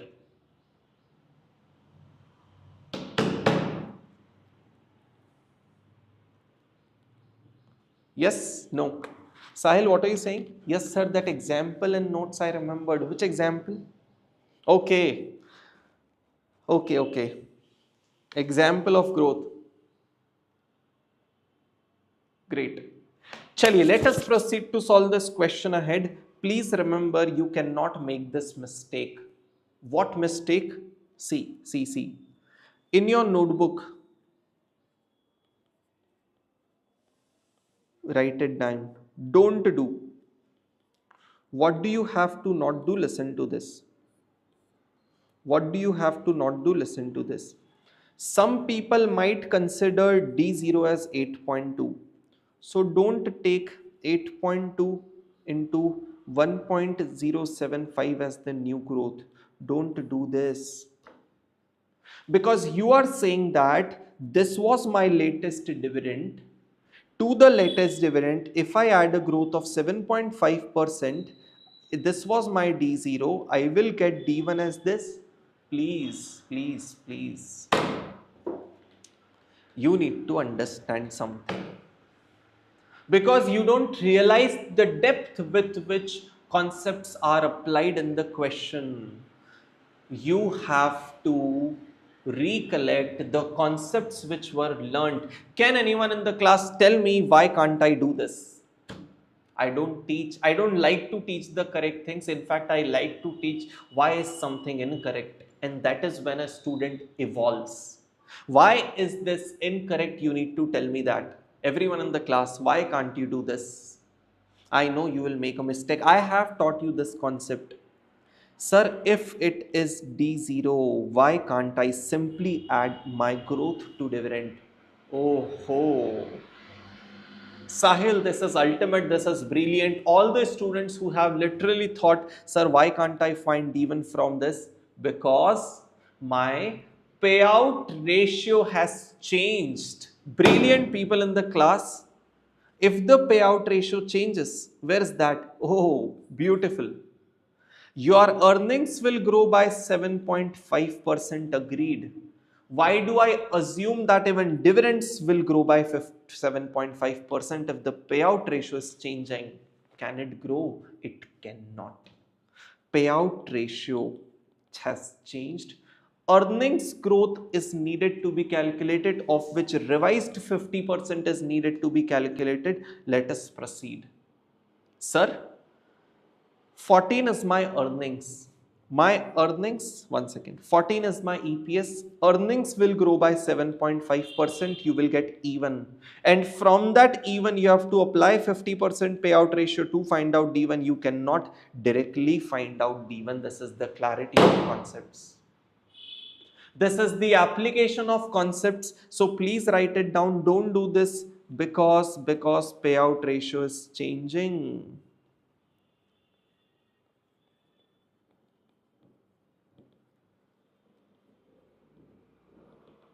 Because payout ratio is changing. All right, this concept gets applied here. So what is the solution to this? Solution to do is that from E0 you go to E1 and from that you go to D1. Whenever there is change in payout, you cannot follow this path.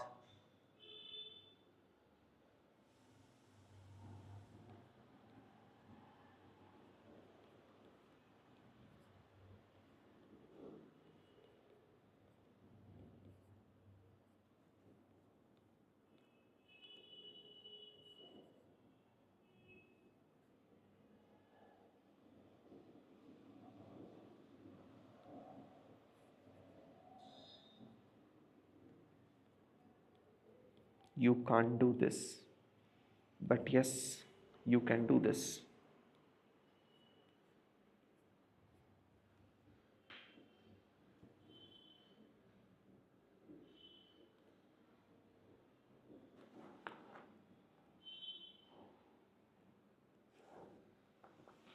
I hope the presentation is making sense. And if the presentation is making sense, let us very quickly proceed. Which brings me to one more conclusion, if you don't mind. I don't know what is happening to me, but I want to share whatever I can share, whatever I feel like sharing. Everything I feel like sharing, I'm sharing. Can I proceed to share one more thing before we proceed to solve this question? Everyone, very quick. We are lack of time. Which means we need to go to outnotes, and this is the formula of growth. This is the formula of growth, not of dividends. This is everyone in the class formula of growth of earnings. This is the formula of growth of earnings, correct? If the payout ratio is constant, assume it to be the growth of dividend as well. However, in this case, since the payout ratio has changed, I cannot assume it to be the growth of dividend as well. Are you logically clear? This is the formula of growth of earnings. ROE gives you return on earning. You remember the logic. Sir, this much I retained, and on that retained portion, I will earn this much, which means ROE is based on EPS. This is the formula of growth of EPS, not dividend. You can assume it to be the growth of dividend if the payout is constant. This is the depth of the concept. Great, amazing, brilliant people in the class. I hope you have updated this. Just write down one more thing.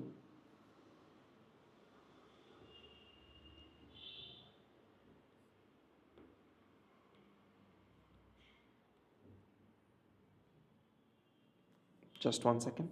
Let me write down.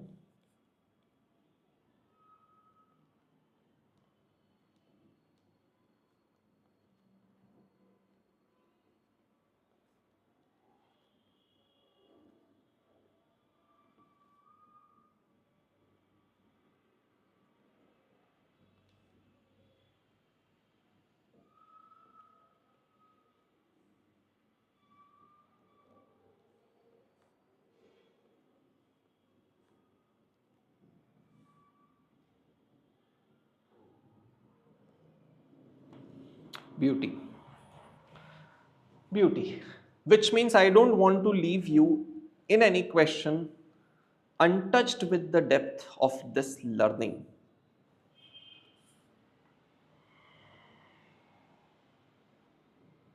All right, cool. So we have found out the revised. Where is my revised EPS? This is here. This is 14% into 1.075 ka growth. And once you get even, 50% of that will be the revised EPS. So 14% into 1.075, whatever is the answer, into 50%, which is 7.525 rupee, not percentage. There are small, rectifications like this, which I will try to do in the class, but if I miss to do it, kindly consider this understanding. And obviously, we are learning it in the manner that you can do such rectifications at your own. So 7.525 is the revised D1. What is revised growth? You have what is the revised K, which is the same as older one. Find out the revised P0. We are done with this question. Everyone in the class, please operate your calculators. 7.525 divided by K was 12%, revised G is 7.5, which means 0. Divide by 0.45, 167.22 rupees is the revised value.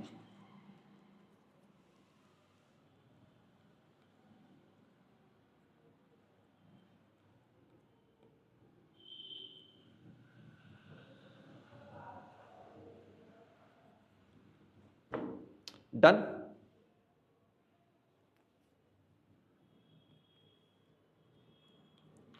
So I hope the conceptual clarity has reached to you. This question has only been asked in an MTP of May 2015. No such question has ever been asked in the exam, or it was there in the study material, nothing like this. However, I found this concept to be taught to you, which is why I wanted to discuss this particular question with you. All right, amazing. We are done with question number 10. If you feel like sometimes I like to mark things, so you can mark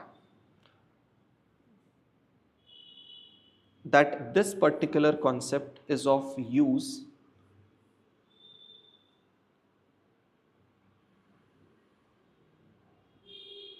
where should I mark you this? So write down over here that this concept that you are learning is being applied to question number 10.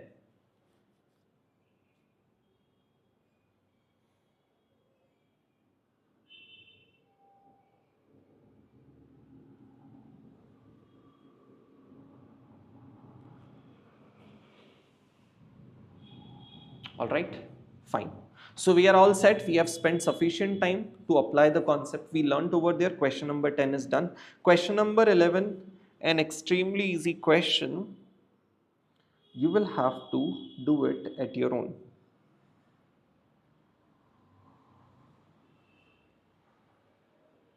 Not at your own. I will have to make you do it. So please do a rectification. Basically, this is not part B. Part B is this. This is actually a continuation of the same question. This basically per year and perpetuity. This is in continuation. A and B are only the two parts. All right. Just hold on for a second. Let me have water. Then we explain. Then we focus on understanding question number 11. Take a quick 1 minute breather break.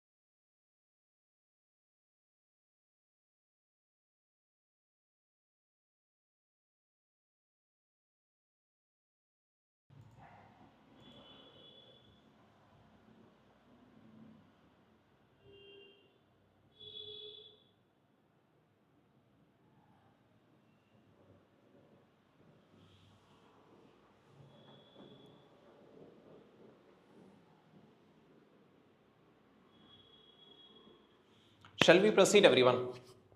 Question number 11. So obviously slightly we are leveling up with time. Question number 11 is another next level question that you need to learn because this question will again teach us something in particular.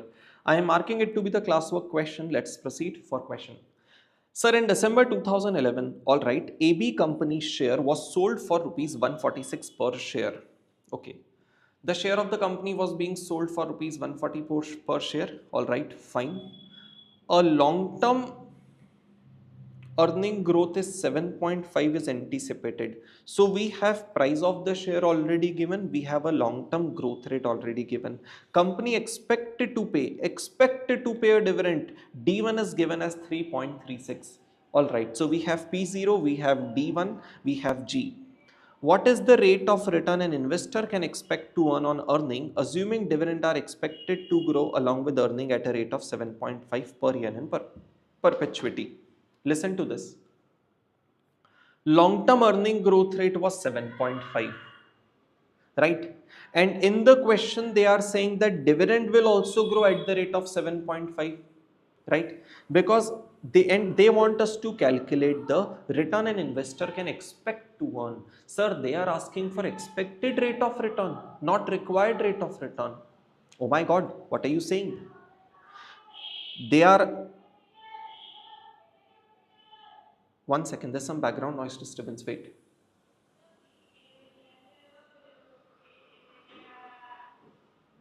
Anyways, ignore. Sir, they are asking you to calculate expected rate of return. But KE is called as required rate of return. What is happening? For that, let me again take you concepts notes. You remain there. I will just teach you from here. It is not needed. See, the details of whatever I'm speaking will be shared to you in portfolio management. Whatever I'm speaking to you, the details of this will be shared in the portfolio management, but you on a lighter note need to understand one thing at this point, that expected rate of return and required rate of return. Expected rate of return is denoted by expected rate of return particular security I. Required rate of return is denoted by RJ. Although these two things are completely different, we have learnt it in the basics of AFM. Require is how much I need to earn based on the risk taken. Expected is how much I think I will be able to earn based on my estimate of price and dividend. These two are different. However, logic I'm not explaining directly. The conclusion I want to share that, sir, if my share is fairly valued, which means if my P0 is equals to IV0, if my share is fairly valued, then expected rate of return and required rate of return are same. Which means if my share is fairly valued, I will be able to earn my expected rate of return. I will be able to earn how much I require to earn. If I require to earn 10%, I will be able to earn 10% only if the share is fairly valued in the market. If I buy that share, I will be able to earn how much I require to earn. Which is why everyone in the class, most important line, these two terminologies will be used interchangeably. Can I use expected rate of return in place of KE? Ideally, no. But if the share is fairly valued, these two are same. Hence, examiner will give you expected rate of return and ask you to calculate intrinsic value. Sir, how do I do it? Because I need required rate of return KE. You can use even expected rate of return as your KE and solve the question, is what I want to tell you. In place of K, you can even use expected rate of return because the examiner will automatically assume the share to be fairly valued and both of them are same in that case. क्या मैं आपको बहुत simple, could I everyone in a very simpler language explain you this? Quick yes or no I need.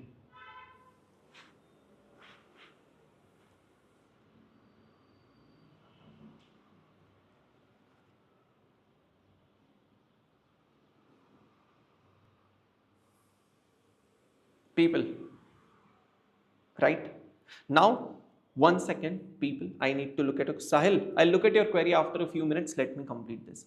Which is why this conclusion is important. Whether they give expected rate of return or required rate of return, you can consider it to be your KE and solve the question simply is what I want to tell you. All right, this is fine. This is fine. Which means now we realize that all right, even if they ask you expected or required, you have to calculate KE. One thing is clear. Now let us proceed. When you calculate KE, there are different ways. First, CAPM. Given the data, can you apply CAPM? No, sir. No RFRM given. What was the next priority? Sir, Gordon's model, that was D1 divided by KE plus G. Which growth rate do you need? Growth rate of earnings or growth rate of dividend? Clarity of concepts, tell me which growth rate do you need? Dividends, right? What has examiner given? Growth rate of earnings. In the part A of the question, he has clarified that even dividends will grow at this rate, which means you can consider 7.5, which means D1 divided by P0 plus G, 7.5% of growth you can consider as dividend as well, and hence can be considered in the formula of K. Which means automatically can I conclude that my payout ratio would be constant? My payout ratio would have been constant so far, which is why payout ratio and earnings payout ratio and dividend I mean the growth rate of earnings and growth rate of dividend is turning out to be the same. Yes, everyone, this is the clarity. All right. So let us proceed to solve this question on the calculator itself. Please use your calculator to find out KE. Let me tell you, even if you don't think all these things, even if you don't think that earnings growth, dividend growth, what to consider, what not to consider, even if you don't learn on this, you will be able to solve a lot of questions, but not every question. And that is what the difference between a student who is studying directly from the study material or who is taking, let me very clearly tell you, who is taking even the regular batches available in the market. With this clarity, it is not being taught in even the regular batches what you're learning in the fast track. And that is what will make a difference between you and a student in general, that okay, I need dividend growth, here earnings growth is given.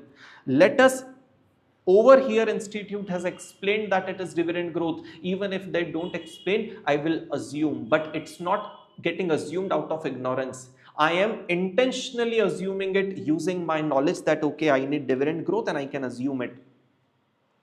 When they have given the dividend growth rate to be 7.5, again it is your knowledge, not your ignorance, which will tell you that okay, which means payout ratio would be same, which is why they are assuming so. This is the clarity. All right, so please be here. Sir, let us calculate. See, again, if there would be students studying from study material or in general, he will just be directly taught that expected and required is same. No bro, they are different. When the share is assumed fair valued, they are assumed the same logic I will teach you in portfolio management right now. You should be just settled that we are not assuming things out of ignorance, we are assuming them out of knowledge, understanding, clarity of concepts. All right, cool. So let us proceed. Sir, K is D1 divided by everything. So 3.36 is D1. Use your calculator, divide by 146 is the price, plus 7.5 growth rate of your dividends. All right, cool. Quickly, what do you get as the answer? 9.8 is being spoken as the answer in the chat box. Are we all set at 9.8? Cool. Next part is what I have brought you, why we are doing this question in the class. It is expected that AB company will earn about 10% on book equity. Can anyone help me understand this line? Because if you understand, it is my salute to you. It is expected that company will earn about 10% on book equity. What do you think? What is 10%? What is your return on book equity called as? Think. What is that formula of return in which book equity is the base? Return on equity. Didn't I tell you multiple times that ROE is a ratio based on books, based on balance sheet, where equity book value is considered as the base. ROE is 10% and shall retain 60% of earnings. Oh my God. Company is now planning to change something. Company will earn 10% and it will retain now 60%. In this case, whether there would be any change in the growth rate? So obviously my growth rate will change. My growth rate will be 10% of book equity into 60% of retention rate. It will be 6% of growth rate. Oh my God. The growth rate which was 8.5, 1 second, 7.5, and I cannot compare it with the dividend growth rate. This formula is growth rate of earnings or dividends? Earnings. So growth rate of earnings which was 7.5 will now be 6%. Everyone in the class. Will the growth rate change? Yes, sir. Because of change in growth rate, will your cost of equity change? Yes, because when I do D1 divide by P0 plus G, where my D1, for simplicity, I'm saying my D1 was 3.36 divided by P0 is 146. Now the growth rate will be 0.06. Will my KE change? Obviously, it will change. But not only this much, it will change further. Do you agree? Because of change in retention rate, since I will now retain 60%, since my D1 will also change, requesting your response, I cannot use this is why we are here in this question. I cannot use the existing D1. I will have to calculate the revised D1, which will be based on 60% growth rate and 6% earnings growth. 60% payout ratio, sorry, revised D1 which will be based on 60% payout ratio and 6% growth rate. Requesting your response, everyone. This is the ultimate depth in this question that I will have to use revised D1. How many of you are able to process about this thought? Let me clear to you. I have been given existing D1. Existing D1, everyone in the class, is based on some payout ratio that I don't know, which means my revised estimate existing, see, basically D1 and E1, whatever is here for the next year is my estimate. I don't know. But my existing E1, everyone in the class, is based on my existing E1 is based on the growth rate of 7.5%.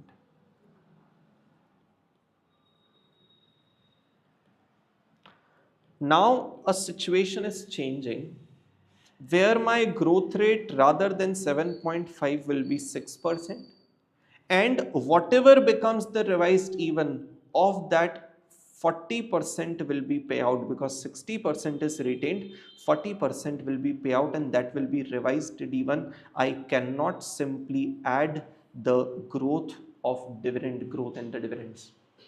Whenever the payout ratio changes, people in the class, do you realize I cannot calculate D1 from D0? I have to go through earnings. Requesting your response, could you understand it or not, everyone?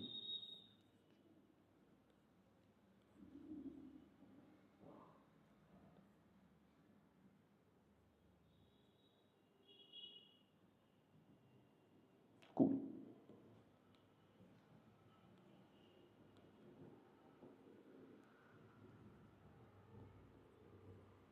Because the growth rate will change, which is going to be 6%. 1 second.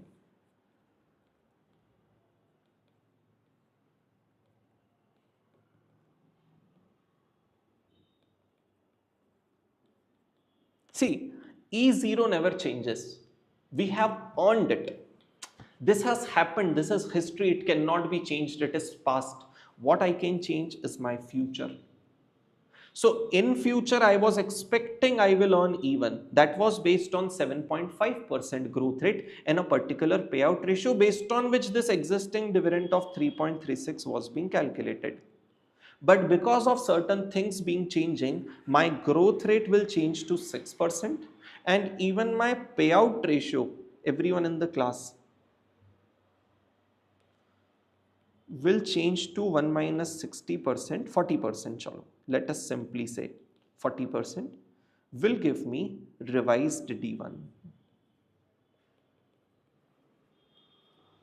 That is how the flow should be. Could I explain to you this with complete clarity, where on my timeline it is 0 year, it is 1 year. Where I stand, I stand here and I was estimating future and now I am estimating this future.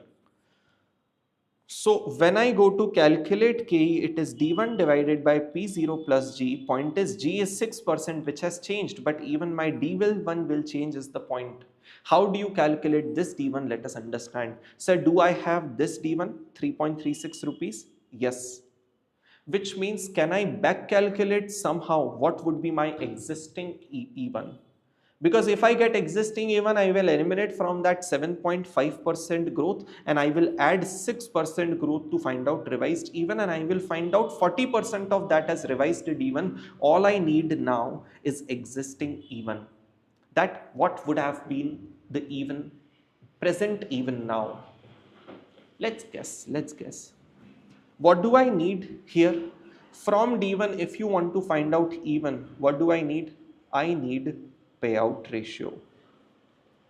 Is there any way to find out existing payout ratio? Think. Is there any way to find out existing payout ratio? Because if you have payout ratio, you would be able to get EPS, existing EPS of first year. Sir, my existing growth rate is 7.5%. Do you agree existing growth rate of 7.5% will be ROE multiplied by existing retention ratio?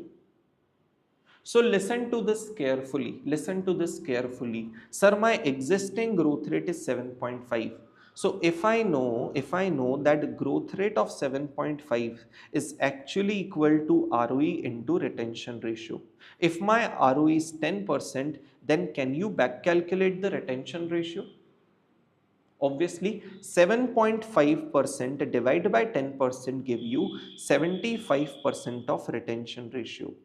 Which means, can I say, see, existing growth rate is based on existing retention ratio. So obviously, from 75, the retention ratio will change to 60%, which is why payout is 40 now. Right now, if retention ratio is 75%, means the payout ratio is 25%. Can I now back calculate existing EPS? What would be that EPS? 25% of which is 3.36. Sahil, if you are able to think is this in this manner, it is highly appreciable. Could I literally explain this to everyone? If I have ROE with me, if I have growth with me, existing growth and ROE, see, ROE does not change. Is it in your hand to change ROE? No. You cannot very easily change ROE, but the dividend policy, which is payout ratio and retention ratio, you can change. That's a matter of policy, that's your decision. Which means if I have ROE which does not change in general, if existing growth is based on existing retention ratio, existing growth I have, which means existing retention ratio is 75%, this is what it is. And which means existing payout ratio is 25%. I want you all to use your calculator. Imagine this. If payout ratio is 75%, please back calculate, sorry, if payout ratio is 25%, please back calculate existing EPS. So 3.36 divided by 25% gives you 13.44 as existing EPS. If 13.44 is existing EPS and that comes after 7.5% growth from 0 to 1 year, can you tell me what would be EPS at 0 point? Can you tell me what would be EPS at 0 point?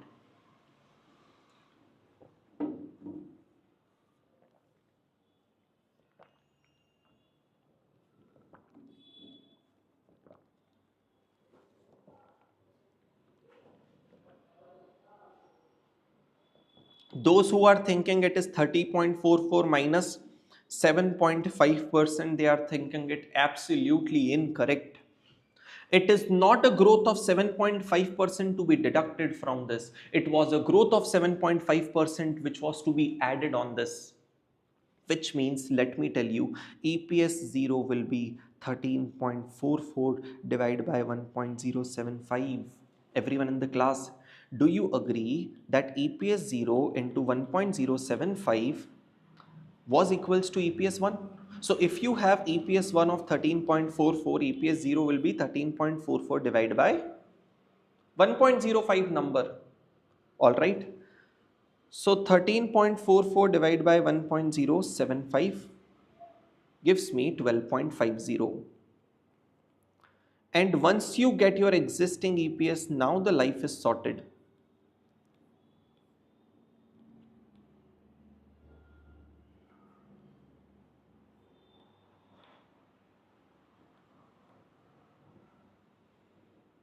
Let us add 6% growth to it. So 12.50 into 1.06 give me 13.25 as my revised EPS. And because of revised growth, my EPS has revised, and of this revised EPS, if I distribute 40%, which is 5.3, everyone in the class become my revised dividend. And do you realize this is what was needed for me to calculate KE? Everyone, to me, more than writing down the stuff, understanding is important. Are you now realizing why is it not important to write down? Because if I focus on writing down such things in the notebook, will I be able to focus on explaining these things in such details? Considering I want to tell you everything more than your regular batches in just a period of 200 hours, if I have to deliver everything, I have to restrict myself somewhere, right? So if you have D1 of 5.3, now you don't need me immediate give me an answer of KE. You have D1, you have revised growth of 6%, you have P0 of 146, answer is 9.63 as someone is giving in the chat box. Please confirm.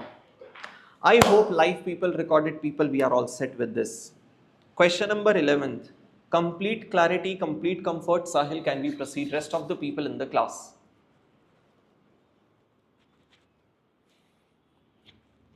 Yes.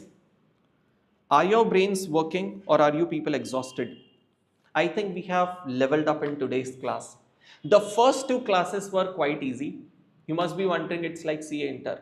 But slightly we are leveling up and we are ultimately going to level up to an extent that you will feel that, sir, this is now the quality which we are covering things. Question number 12, homework.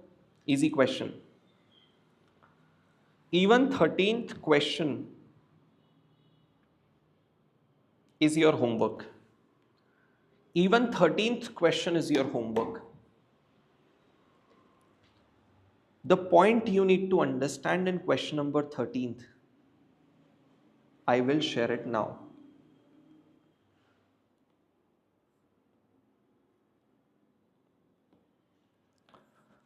Generally, it does not happen in AFM. Generally, it does not happen. However, there are certain rare instances where such things are being explained. Let me share it with you. Sir, question asks you to prepare income statement. So let's do one thing. Let us go to Outnotes and let us create a format of income statement which will be needed for you to know. All right. Where, on which page? So I can find out a page available for us on. So before your first page where you are learning basic ratios, can you be there?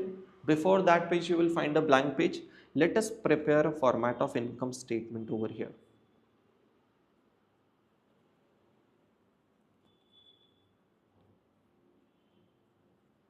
The basic format needed for AFM for income statement is like this. Sir, you have revenue minus COGS. Follow me, as in you don't have to follow me. You have to rather lead me. All these things must be clear to you from C enter. What you get is gross profit. From the gross profit, if you deduct selling, marketing expense, or if you deduct admin, general expense, what do you get?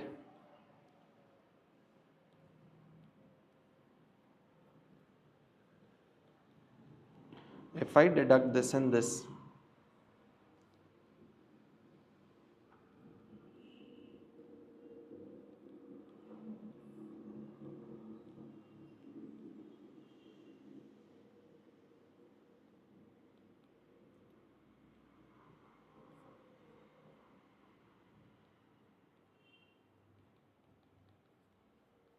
EBITDA.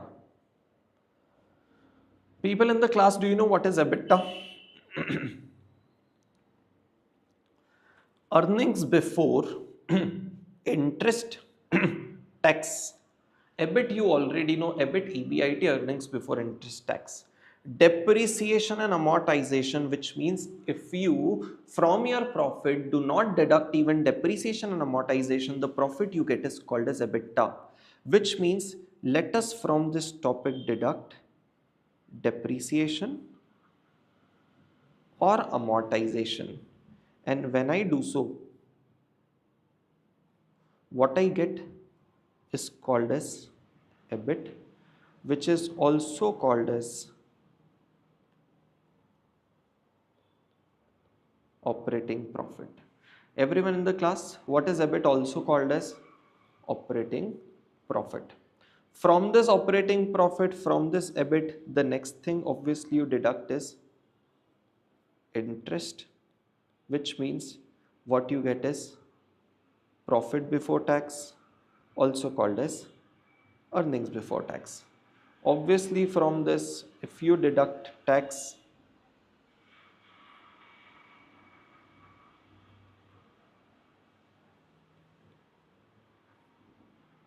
what you get is profit after tax, earnings after tax, also called as net profit.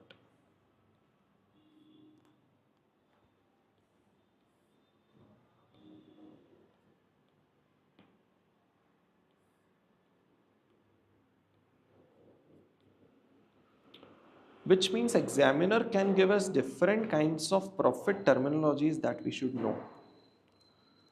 We should know that what is gross profit, what is EBITDA,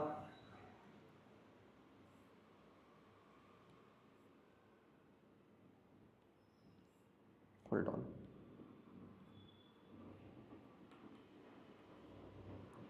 We should know what is gross profit, what is EBITDA, what is EBIT, what is PBT, what is PAT. There is a further thing to be considered in the income statement, further calculation, which I would show it to you over here, but actually the income statement ends here. After that, obviously we deduct certain things like let me show you, like, which is why I'm showing you that in blurred. Preference dividend, when you deduct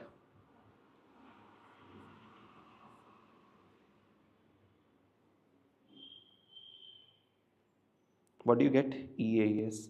That we have already learned in the basics, huh? That we have already learned in the basics. From EAS, if you deduct equity dividend, what do you get?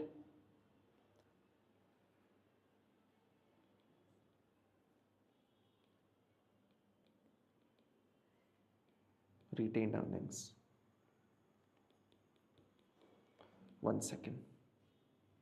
Let me make the presentation casual for you all. I actually take time to present things, let me tell you. But I try to make sure that the presentation is very precise. So tell me, my actual income statements ends here. But for the purpose of AFM, we will a lot of time, almost every time will need to do calculation like this. So for us, this also become a part of income statement, which means from sale to retain earning, if I have to go to, this is the way. Are you people clear with this format of income statement? In fact, all of you need to first of all tell me, was there anything new in this to learn? Why did I not focus on explaining and only writing? Because this is quite obvious, you should be knowing. Was that obvious for you to know? Kindly confirm it once.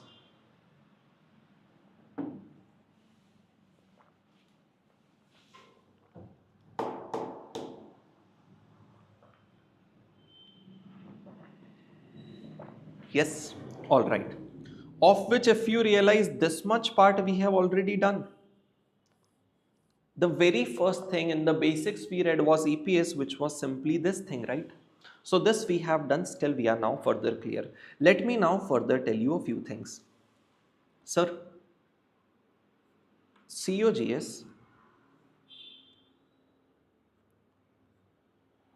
and selling expense, admin expense, depreciation, all these things, all these things are collectively called as operating expenses. In general, when someone says operating expense, you have to understand that is an expense for maintaining or for related to your operations, which is all the operating expense. Because after that is interest, which is a financing nature of expense, not operating nature of expense. And that is the reason everyone, this profit is called as operating profit, if you realize. One second. That is the reason from the revenue, if I deduct all my operating expense 1, 2, 3 and 4, obviously the profit I will be getting is operating profit, which is also called as EBIT. This is the clarity with which I wanted to teach you income statement. Are you people 100% comfortable? Now you are clear with the possible names, possible terminologies, everything related to income statement. Alright, cool. Next one. So when I go to Outscanner, question number 13 asks you to prepare an income statement, which means you have all the data based on which income statement is needed to be prepared. When you prepare the income statement, you will realize that sir, revenue itself is not given. I'm trying to give you the hints. You will have to solve this question at your own. I'm trying to give you the hints. Sir, if you talk about total asset and total asset turnover ratio, how many of you remember the formula of total asset turnover ratio? Kindly respond. I'm waiting. Formula of total asset turnover ratio, everyone in the class. It is revenue divided by average assets, and if average assets are not available, closing assets. So if I have total asset turnover ratio as 1.1 and if I have total assets as 600 available to me, can I back calculate the revenue? So this way you will have to use different ratios to ultimately calculate numbers. Similarly, when someone says operating margin is 10%, which means of my sales, EBIT is 10%, which means operating expenses would be 90%, correct? Operating expenses would be 90%. This way you would be able to prepare the income statement. All right. So just before we end the lecture for the day, let us do one more thing. One more thing would be going to the outnotes. We have a specific page where we need to write down all the formulas, where the first formula we need to write down is asset turnover ratio.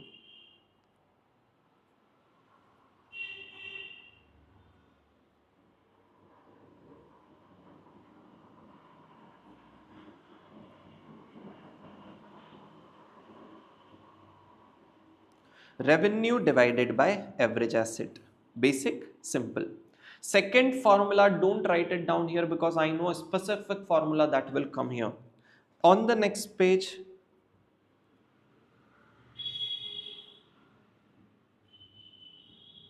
write down operating margin.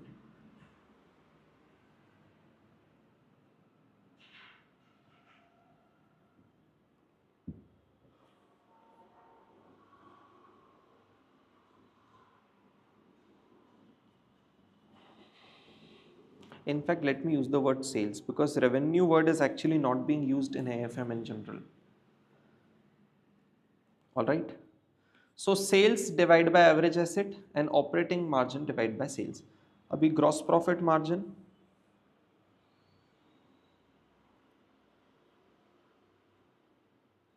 or the gross margin will be gross profit divided by sales.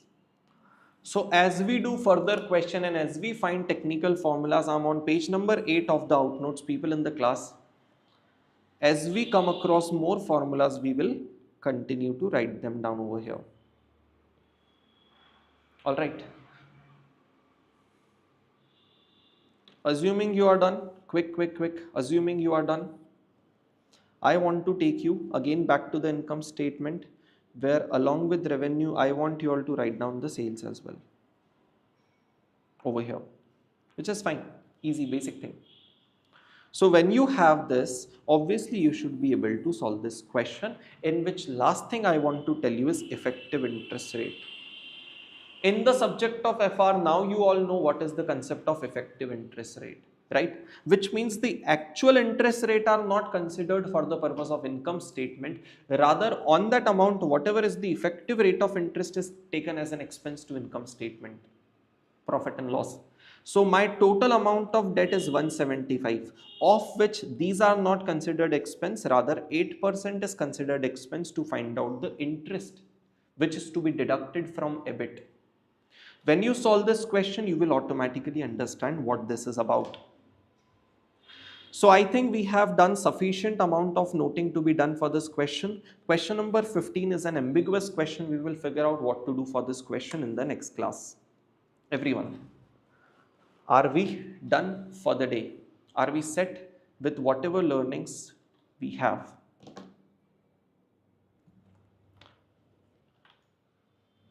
The next class obviously will be through the software, not on YouTube. Let me check your query.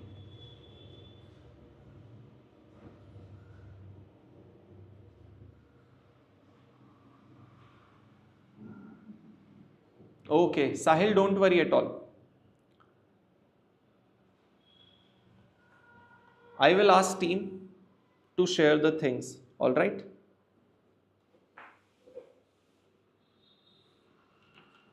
To share the serial keys and everything with you, and next class onwards we'll have all the lecture on the software only, all the live people, all right? Great, fine. So I hope your learning experience is really good. I hope you people are liking the lecture. I hope you people are liking the approach, the depth, the language, the speed. If in case anything is lacking, you have all your rights to give the feedback. It is a live batch. Whatever feedback you feel like giving to me, you can, and we can try to implement those things in our batch. All right. Cool people. Thank you so much. If there is any feedback, you may share to me on WhatsApp or Telegram or whatever. I'll make sure that your learning experience is good. All right. So take care. Bye bye. Thank you so much. Thank you for being live, especially. GD people, thank you for watching it up. I'll see you in the next lecture. Bye bye.